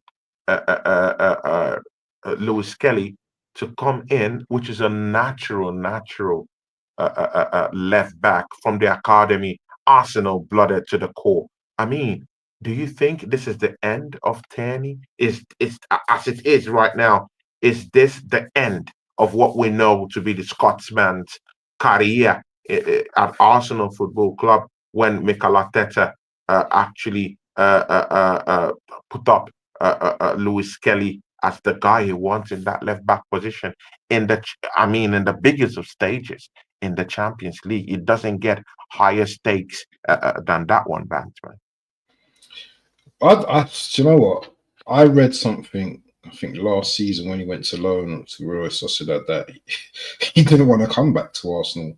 You know, in his relationship with he rejected it. Yeah. He rejected it. So why is he back at Arsenal for a start? And why is Arteta likes to play these mind games with players? You know, why is he on the bench? You know, is it because he's in the squad and these are the numbers that you have to put up? You know, he was part of the squad start of the season, so you have to include his name on the bench. This is definitely the end of Tierney's career at Arsenal. Definitely the end, right? I can't see him playing again. Maybe in the Carling Cup. I don't. Even then, I don't even think he will play him. But unless we get unless like Skedy gets injured or Timber gets injured, if we're just down to the bare bones, then he'd probably get a game. But I don't think he will get any time to be honest on the pitch, which is quite sad actually, because he's a decent left back, you know. Yeah, definitely. See, yeah. How should we set up against Everton, man? To get that win. What will be your potential first 11 for that game? It depends. Is Gabriel back or is he not? Is he still injured? Is this guy still injured? I mean, he's still injured at this point, man. Serious? I mean, that's also a big topic, man. Is it sustainable to go, on this run without, our dark arts in chief, Gabriel Magalhaes? I mean, since he has left, Arsenal have only scored about maybe 1 goal from set piece, 1 or 2 goals from set piece. So I mean, he's the dark arts general, and since he's gone, I mean, scoring from set pieces have, dried up just a little bit. Yeah, you see, we could potentially be without Gabriel again this week. Match against Everton. I mean, Everton is the wrongest match to bring him in because that'll be a more physical kind of game. Yeah, and you don't want to bring a half-baked player with half fitness levels into that kind of game that might be a little bit scruffy in a way. Everton kind of big challenges on players. He loves and just when it's just healing up, you might just get a touchdown from Decore. You might just get a little bit of a gash when you're playing against someone like Calvin Lewin. Yeah, I mean the stakes are high on this one in a way when it comes to how physical that kind of battle would be. Onana might also be down there. Might stink a bit. My back four would be Timber right back, Saliba, Kivior. I'll put Skelly on again. I'll let him play. Oh, really? I'll play. Really? You'll put Skelly? Yeah, man, because Everton's defense ain't that great as well. You won't put Timber there. You won't put Timber there. Nah, Timber's got to play right back. I'm not changing him, swapping. No, because once you put Partey in right back here, then Timber swaps into left back again. I don't want to play Partey right back. Declan Rice and Partey in midfield with Odegaard and Saka. When it comes to the left, it's just like if you start Trossard, he might not be that great. I'm going to start with Martinelli. And obviously Havertz up top. Up top, yeah. And Odegaard is still in the team for you, right? Yeah. No changes, right? Based on experience, Odegaard. I mean, Odegaard walks into everyone's team. I mean, I've not seen anyone that tells me. That's why I asked you, who's your first 11? I mean, I've not seen anyone who will boldly say, you know what? Yeah, I'm gonna go for a big, massive change. I'm gonna, I'm just gonna throw in Ethan Nwaneri down in that number 10 area. I mean, bro, man, I've not seen anyone with the goal and the guts. I would play with both Probably of them. Maybe because they feel like Odegaard is the system. I would have to play both of those two players if I could in the same team. Why can't both of them play together? Why?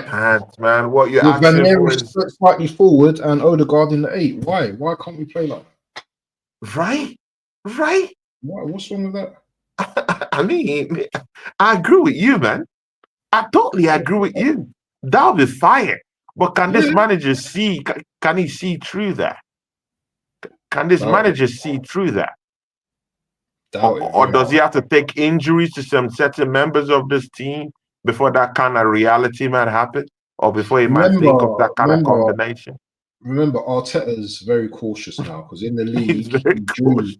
He drew against Fulham, yeah. So Mhm, he needs a good result against Everton mhm. because if we draw against Everton, we can't keep drawing games, Tony. We can't keep drawing. We can't. We're in third at the moment, and Chelsea, if they win, they're gonna just keep going ahead of us. We need to win on Saturday. Saturday is a must win at 3 o'clock at the Emirates. We have to win that game. I'm gonna be doing a watch along for that game as well. Just decided. So if you want to jump along, if you're available, then Yeah, Saturday I have training games for reffing, man. Yeah, there's uh, some training games that I have to ref on the day because now the uh, season here is over. And so now there's this kind of like preseason games, training games. So of course that's of course it's I'm cold over there though refereeing. now, isn't it? It's Yeah, it's cold. cold. We have to be on our on our jackets, and all that good stuff. And sometimes the field are actually covered with some big rubber tampons. Yeah, Yeah, yeah, I don't yeah, know the yeah. word. Yeah, but tapolin or something. I don't know. Carpet, I carpet, don't know what they call carpet. those Yeah, stuff. It's like a dome in a sheet. way, but Yeah, rubber. yeah, yeah, Yeah, yeah, so they cover the field, so yeah, so that the cold won't just be so much so incursive. So we just yeah, use those stuff, man.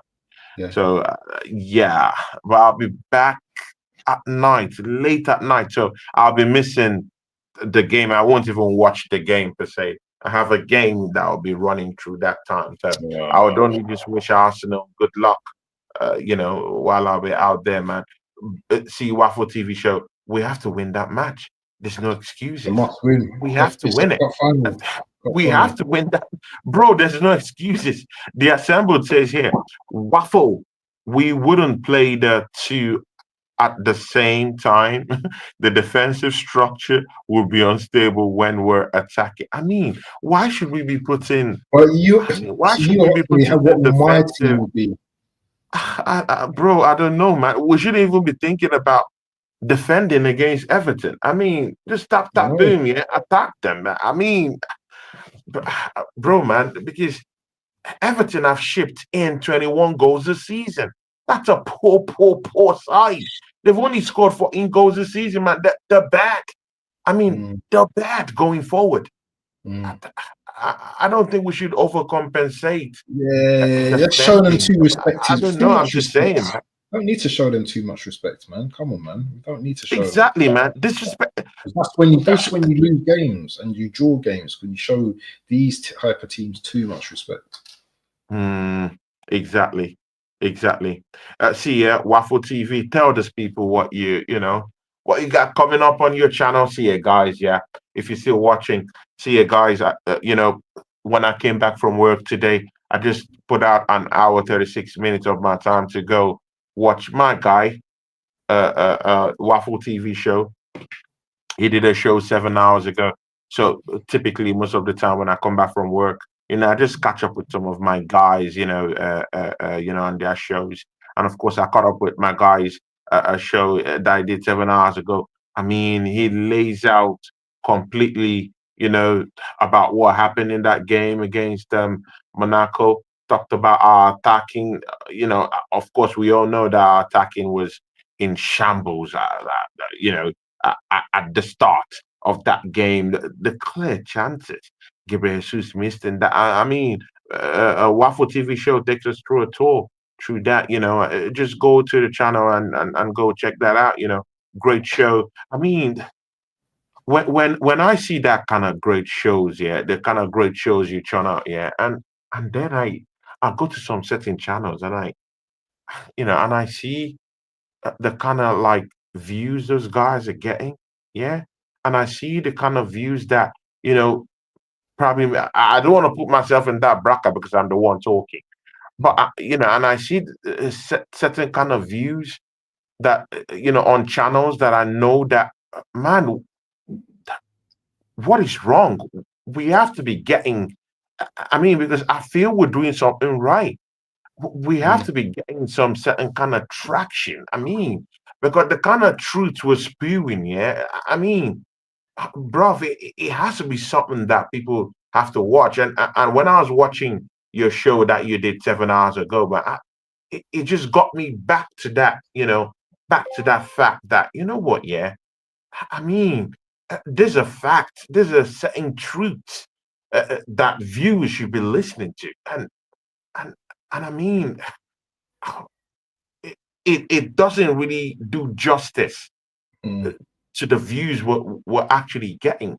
I mean, it's just this channels that just want to spew propaganda and serious Entertainment, agendas that bring on, that will get yeah, these views, and it sincerely hurts me, man, in a it way. does, it does. Sometimes I see content creators bringing on people that they know are going to get them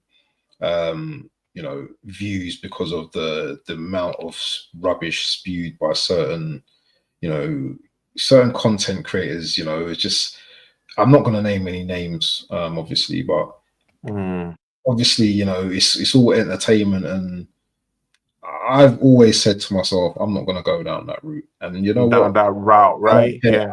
I don't care if I don't get loads and loads of views, man. I'm going to speak my truth at the end of the day. And you know what? If those don't like it, that's fine.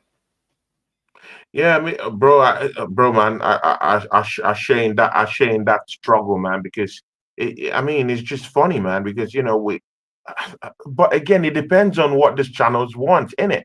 I mean, the people that would just suck up to certain agendas and just really like be proper gatekeepers of those certain agendas, being spoken.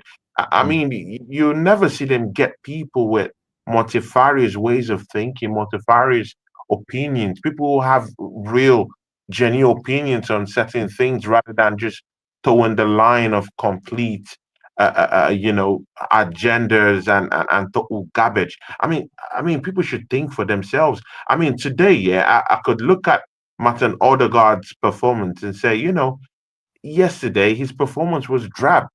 And in the next, maybe 2 weeks ago, when he came back from injury, I would say, you know what, yeah, his performance was quite good because Yeah.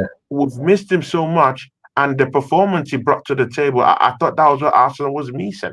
I mean, they just want to toll to this same kind of like agendas that has already been written on scripts, and just go with it. I mean, the changes when life, yeah, when serious realities, and with those realities come changes. So changes happen to a team the same way changes happen to people in life. So I mean, we as pundits, yeah, we should be talking about these changes as it happens. We should be true to life. As in, when I see that Odegaard isn't performing, Odegaard is completely not in this game, I should be able to say with my full chest, hey, Odegaard didn't play well today. 2 weeks ago, when he played quite well on my channel, I said, hey, he played quite well. He got into space. He unleashed Bukayo Saka down that right-hand area. He was looking for Martinelli in the left-hand side, and he got in quite well. I should have the license to be able to speak. I'm not really told his agendas, but clearly, it Because your affects who you are. the criticism of him is out of order. He's only just come back, and let's be real. Yeah, Odegaard is one of those players. Yeah, that, as you said, he can be brilliant in 2 games, but he can go hiding. In another game, he might get a kick, and he goes missing. So, as integral, and he's important. He's important to our team as well. So it's going to be more highlighted when he goes missing. You know what I'm saying? It's going to be highlighted. Exactly. And we It's going to be highlighted. Yeah. Exactly. It is the system. But see, Waffle TV show, before we go, please, has Liverpool tied up this trophy? Do you think this is because some Liverpool fans, yeah, I've already given this title to Liverpool in December. I mean, does this title belong to Liverpool? What's your thoughts on that? You know what? Previous shows, I've said yeah, but no, I don't think the title's over at all. It's not over. It's not over. It's not over. It's not over. It's not over. Because at some point, we're going to hopefully go on a little run, and there's going to be some point where Liverpool drop off for a little bit as well. It's whether we are able to just capitalize on Liverpool's, struggles. Mm, mm, mm. And of course, man, see, I literally do think that there will be more injuries in that Liverpool team that would completely rip them off, and expose them, and make them, as in, I think that the exposition is coming. Because just look at Konate. I was telling most Liverpool fans here that, you know what, don't overhype where you are right now. Get to that point where you can be able to say, "Oh, we're about to seal this," and then you can start talking. Because we all know that Gravenberch is it's just an injury away. He's been fit this season. We always know, it lacks fitness in some certain kind of cases. Last season, he dropped, with an injury, and we saw what happened to that title chase, that Liverpool was mounting. Back in the German Bundesliga, injuries all true, and he's the best midfielder this season. What if he drops through an injury? Throw that all away. Mohamed Salah, great guy. But again, there will come a time where Mohamed Salah won't be out there to bail them out. A typical example, I do rate Konate, Van Dijk, a connection together. Probably the best, probably one of the best, let me put it in that way. Centre-back pairing, centre-back partnership. Yeah, in a way. After you put Gabriel and Saliba, you can put them in that perspective, or vice versa, because currently they've considered less goals. So good, let's give that to them. No problem this season. Good. Now extricate Konate from the whole thing, and they go up there to Newcastle, get a stinker, and they get 3 goals put at the back of the net. So that's why I keep telling these people: if Konate is out, what happens to your team? And that's a logical one, because when he went out, they went down there to Northumberland, and 3 goals got put at the back of the net. Quante and Gomez can handle the pressure. Yeah, but they've got Alisson back now, so that makes a big difference as well to their defense now as well. Alisson, that makes a big difference. But again, does he have enough match fitness? Again, does he have more match fitness? He's just coming back from injury. Might not really be the best. He's missed lots of games, bro. He done well. Who did they Liverpool play in the Champions League? I think it's Kelleher. No, Alisson played in the Champions League, and he was looking back to his normal self, Alisson. So he looked decent. I don't know, but again, Alisson was there in their title chase last season. It crumbled before his own eyes. So there's so much a goalkeeper can do in it. Exactly. Someone has to score the goals.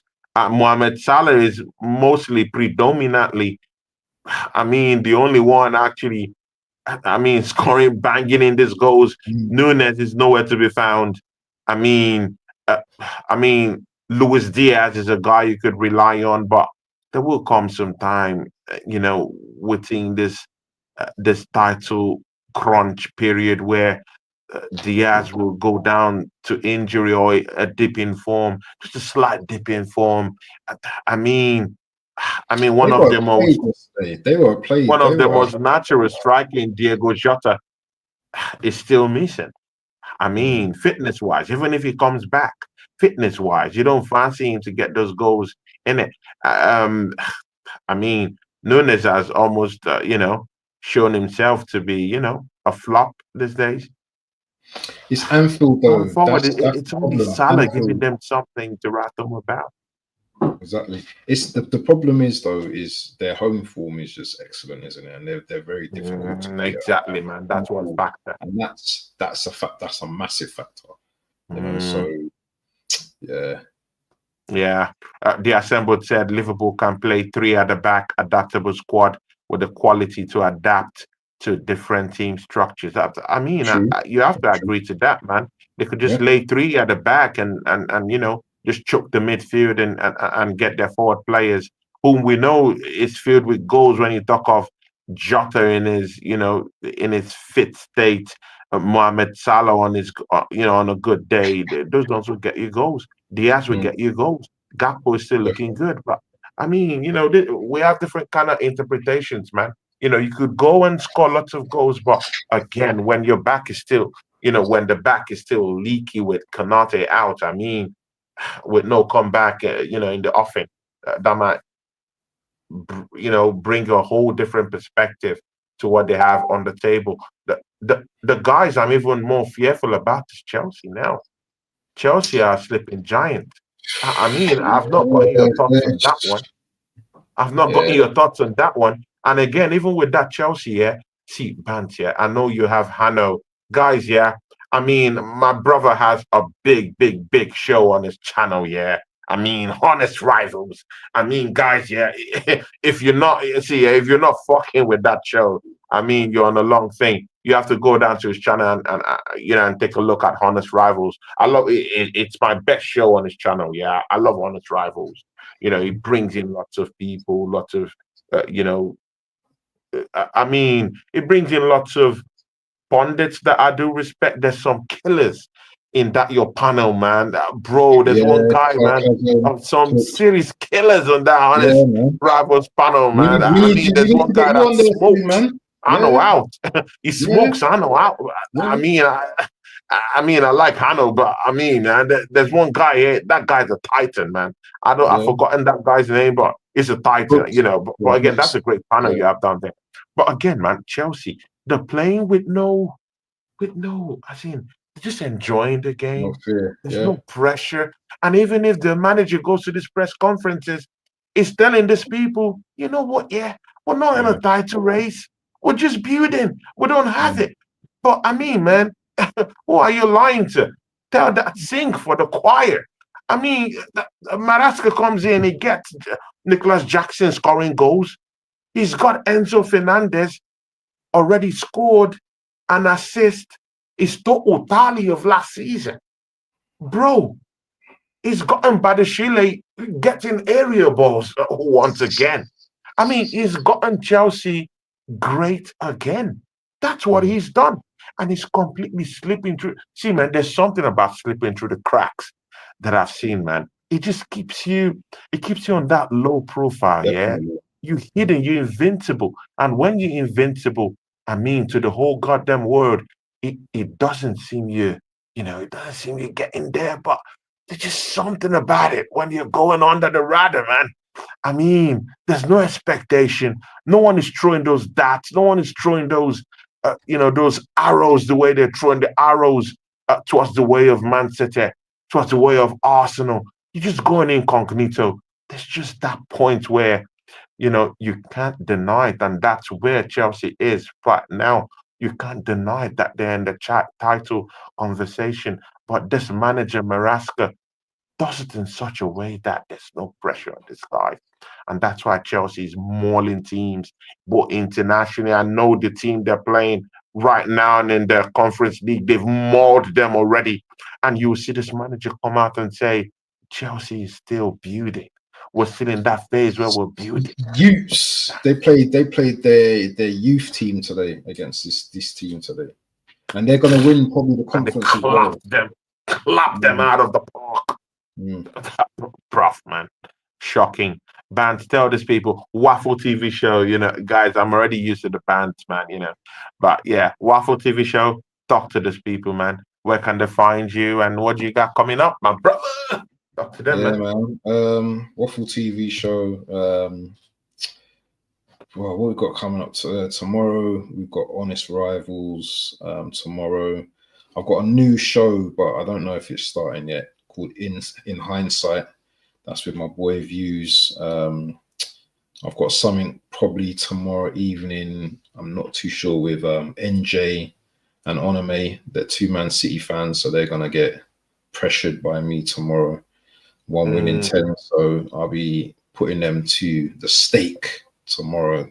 And then Saturday probably maybe do a watch along with the Everton game, and man, That's it. That's it. I can't think of any other shows unless I get invited to. But yeah, that's what I'm doing over the next few days, and maybe post-match review. Maybe if Craig's available as well. So yeah, man, it's gonna be busy. Talking about Craig, I ought to bring Craig in Yeah, this week. definitely. Craig wants to work. Craig is hungry, so you need to get him on. He's hungry, man. He's hungry. I actually invited him for a show last week, but was caught up He's with busy as something. well. Man, Yeah, he's working. He's working a lot as well. Yeah, he's working hard, man. Trying to stack up that paper. But anyway, I'll try and bring him in this week. Also this weekend. Wolfang division. I totally had something to do with him this week too. Dallas Tracy is right now in Maui. I see that. Man, he's just enjoying it, man. He's enjoying. I mean, I hope to get him back to the channel this weekend. Didn't you do a watch along with True Gooner? Yeah, True Gooner. I have a partnership with his channel, and of course, he's my boy, man. Me and him will do lots of shows together. He's my guy, Man. Very good. Yeah. My channel is in big partnership with him, and also we might be doing lots of things going forward too. So, we do Champions League nights together. Me, him, and Bagav was a big part of the channel now too, because Bagav has always been the guy, in the charts usually for me since I started my channel.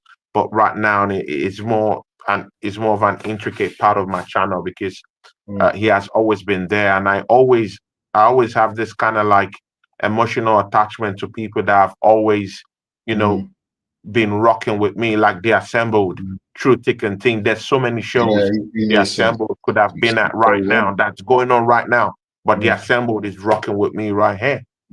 So Bagav represents that kind of a thing for me. He has always been rocking with me. He's definitely foundation. Yeah. Bagav has always been rocking with me.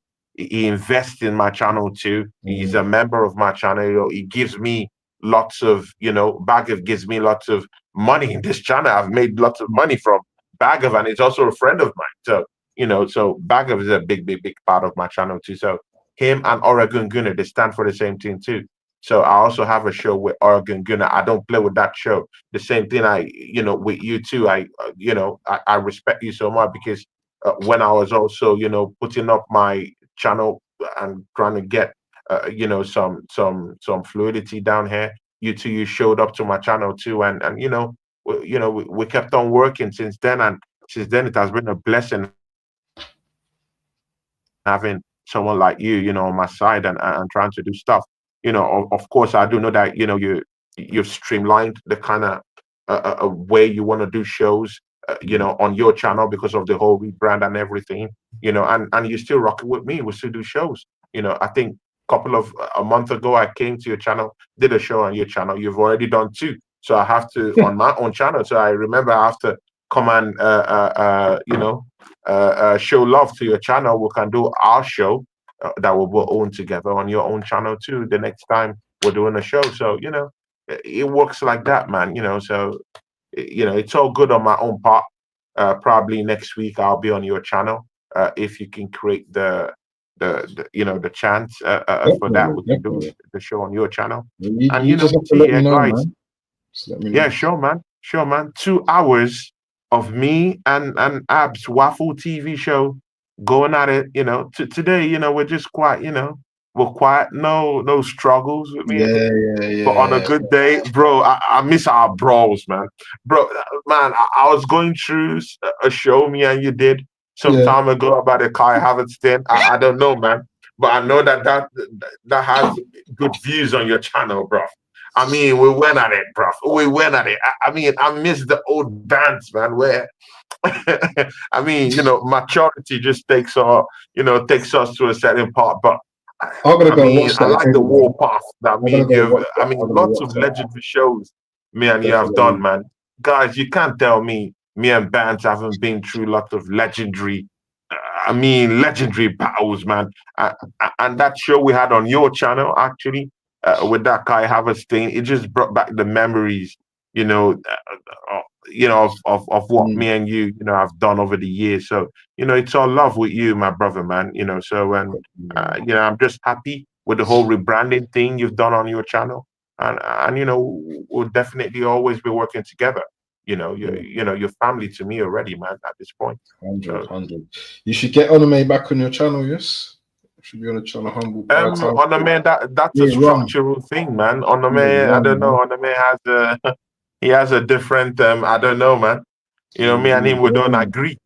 We don't agree. He takes Manchester City to be something it's not, and right now it's getting clear in his eyes. I mean, his team has gone 1 win in 10 games. I mean, what will Onome come to tell me? That there's something wrong? I mean, what will he tell me right now? I mean, I would like to see his face while he makes this kind of argument, yeah. But, tell Onome I have no problems with him.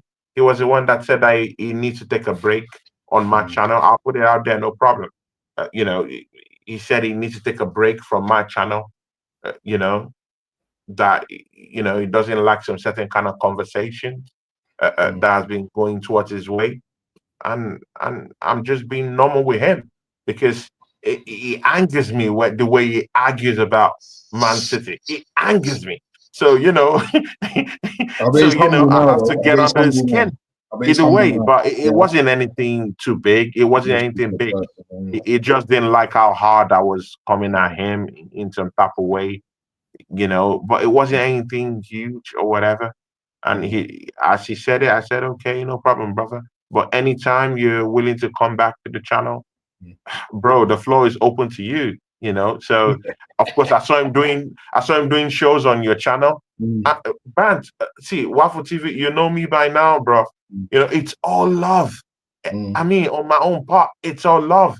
I mean, I want your channel to do well. I want my own channel to do well. Your channel's growing as well, though, bro. Your channel's growing, bro.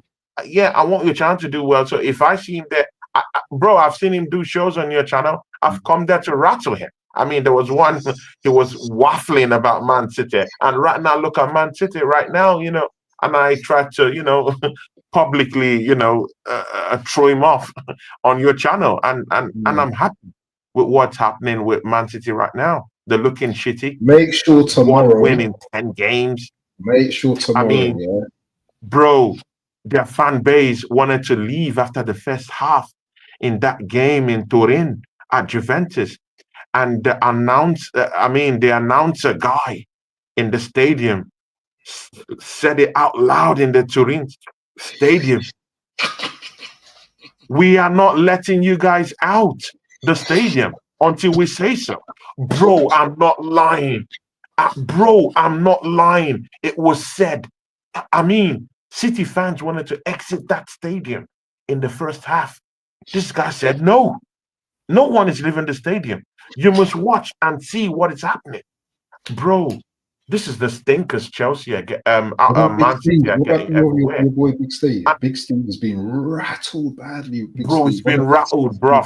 I've seen everyone talking about him. He's rattled everywhere. He has nothing to say.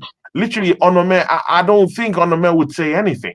Right now, Onome will just feel sorry for himself, He'll be Onome. He's still my guy. I like his character, man. I shared some great time with that guy, It should just be nice to just see what he'll have to say. So that's why, guys, you have to go to a Waffle TV show and go check out what Onome will have to say. When is he coming to your channel, man?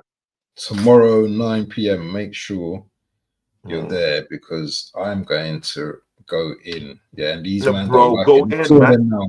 Have you heard of NJ? Have you heard of NJ as well? He's like the younger Man City fan. Yeah. He's gonna be rattled as well, and I rattle both of them. Bro, go in. Trigger him. Yeah. Go in, trigger. Go for the juggle on that one. Because, bro, it has to explain 1 win in 10 games. It has to explain losing Rodri and everything falls apart.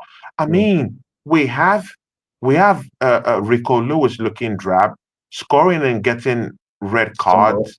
Getting a red card. I mean, Kovacic is out. I mean, we literally have Guardiola scratching his face and his head. bro, it's not looking good. I mean, they're in relegation form. I mean, think about any other team who goes 10 games with just one win. Bro, Mm. that's relegation form. I mean, they will be thinking about changing a manager. But again, they're going through that form right now. No one is talking about a manager change apart from City fans themselves. They've turned on their manager. Wow. Bro, people say that Arsenal have the most toxic, yeah, fan base in the whole of the Premiership. But bro, man, I'm already seeing some rebels in this Manchester City team. They're ready to go back to Chelsea and some to Arsenal, where they all came from. Bro, man, we might literally see Big Steve go back to Arsenal, go back to Arsenal, bro, and I'll be happy. We'll be here, bro. The Imagine if these wheels man are got falling off. relegated. The Imagine if wheels these are man got falling off. relegated. We Yeah. have to agree. See, Waffle TV show, hasn't the wheels fallen off? I think mean, so. one win in 10. The wheels are That's falling relegation off. fodder. That's relegation fodder. It's relegation form. The wheels are falling off. I mean, if there's anyone here who doesn't believe that the wheels are falling off, I mean, you're sipping on some, I mean, some crack. I mean, what kind of crack would you be sipping on when you see Man City in 23rd, getting bitten by Juventus? That's I mean, crazy. guys, man. Final. Bro, I'm here. I'm here to Right. enjoy every bit of it. I'm I here, man. love it. I And will long may it throw the continue. hell out of Man City. I'm Long may happy it at what's continue. happening to them. Long may it continue. Yeah. Lord Long may it continue. When they Lord beat may. us in the league, they was da. Guys, join Waffle TV show and on 9 p.m. tomorrow. Yeah? Join them tomorrow. Join them. That'll be a big one. I can't wait for that one. I'll be tuning in for that one definitely. By And you can cook him I'll be back by that time. I'll be in the chat trolling the hell out of man because you know he has a big mouth when it comes to City. I just want to see what's gonna happen to him, bro. You better drag this guy, drag him, pepper them, read them. If you saw the last show, with those guys, yeah, I was kind of getting to them in it, you know, because they didn't know what to say in it, you know. They're and I was just like, well, listen, yeah, you're big Man United, yeah, and this is only when they lost 4 games. On the main was saying they're going to beat Liverpool the next week, so I've still got a question about that as well. He's gonna listen. I'm not saying too much anyway. Just make sure you guys tune in because it's gonna be, it's gonna be fire. Bro. I don't think they can beat Manchester United. Bro, that's how bad it is. Bro, I don't think Man City can beat Man United now. Bro, they can't, bro.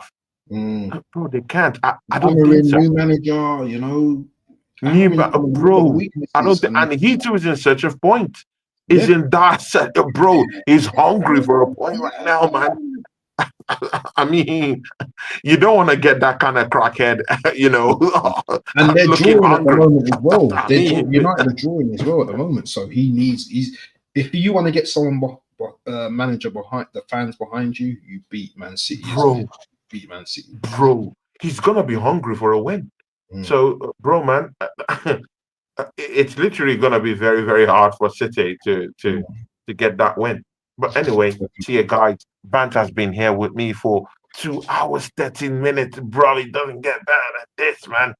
Big ups to you, man. Someone is in the chat.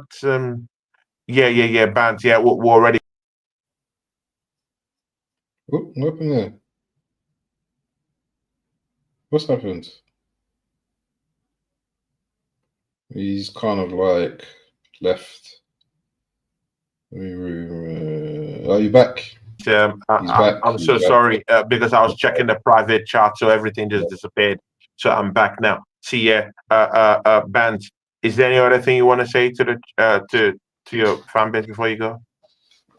We just need 3 points on Saturday. That's all I'm going to say. And big up to the chat as well. The Assembled, Bargav, everyone that passed through, Jez, Early Doors, Voodoo Doll, Nick Valdi, and everyone that's joined the stream and contributed. Big up to you guys as well. And a big thank you for watching the stream. And make sure you put a comment in the comment section after the stream. It could be anything. It could be say hello. It could say good stream. Just put a comment in, please, because the algorithms will get more people to watch it, and we get Tony out there even more. So make sure you put a comment, please. Yeah. Thank you, Waffle TV. So yeah, guys, yeah, go and subscribe to Waffle TV show. It doesn't get better than this. Join them for Honest Rivals. Personally, my best show down there. He has a show with Onome coming up tomorrow, 9 p.m. You have to check that out. That'll be a big, big one. I'll be there in terms of in the charts because I I literally want to see what Onome has to say. Go subscribe to that channel, guys. From me and my brother band, Waffle TV show, we are out. Peace.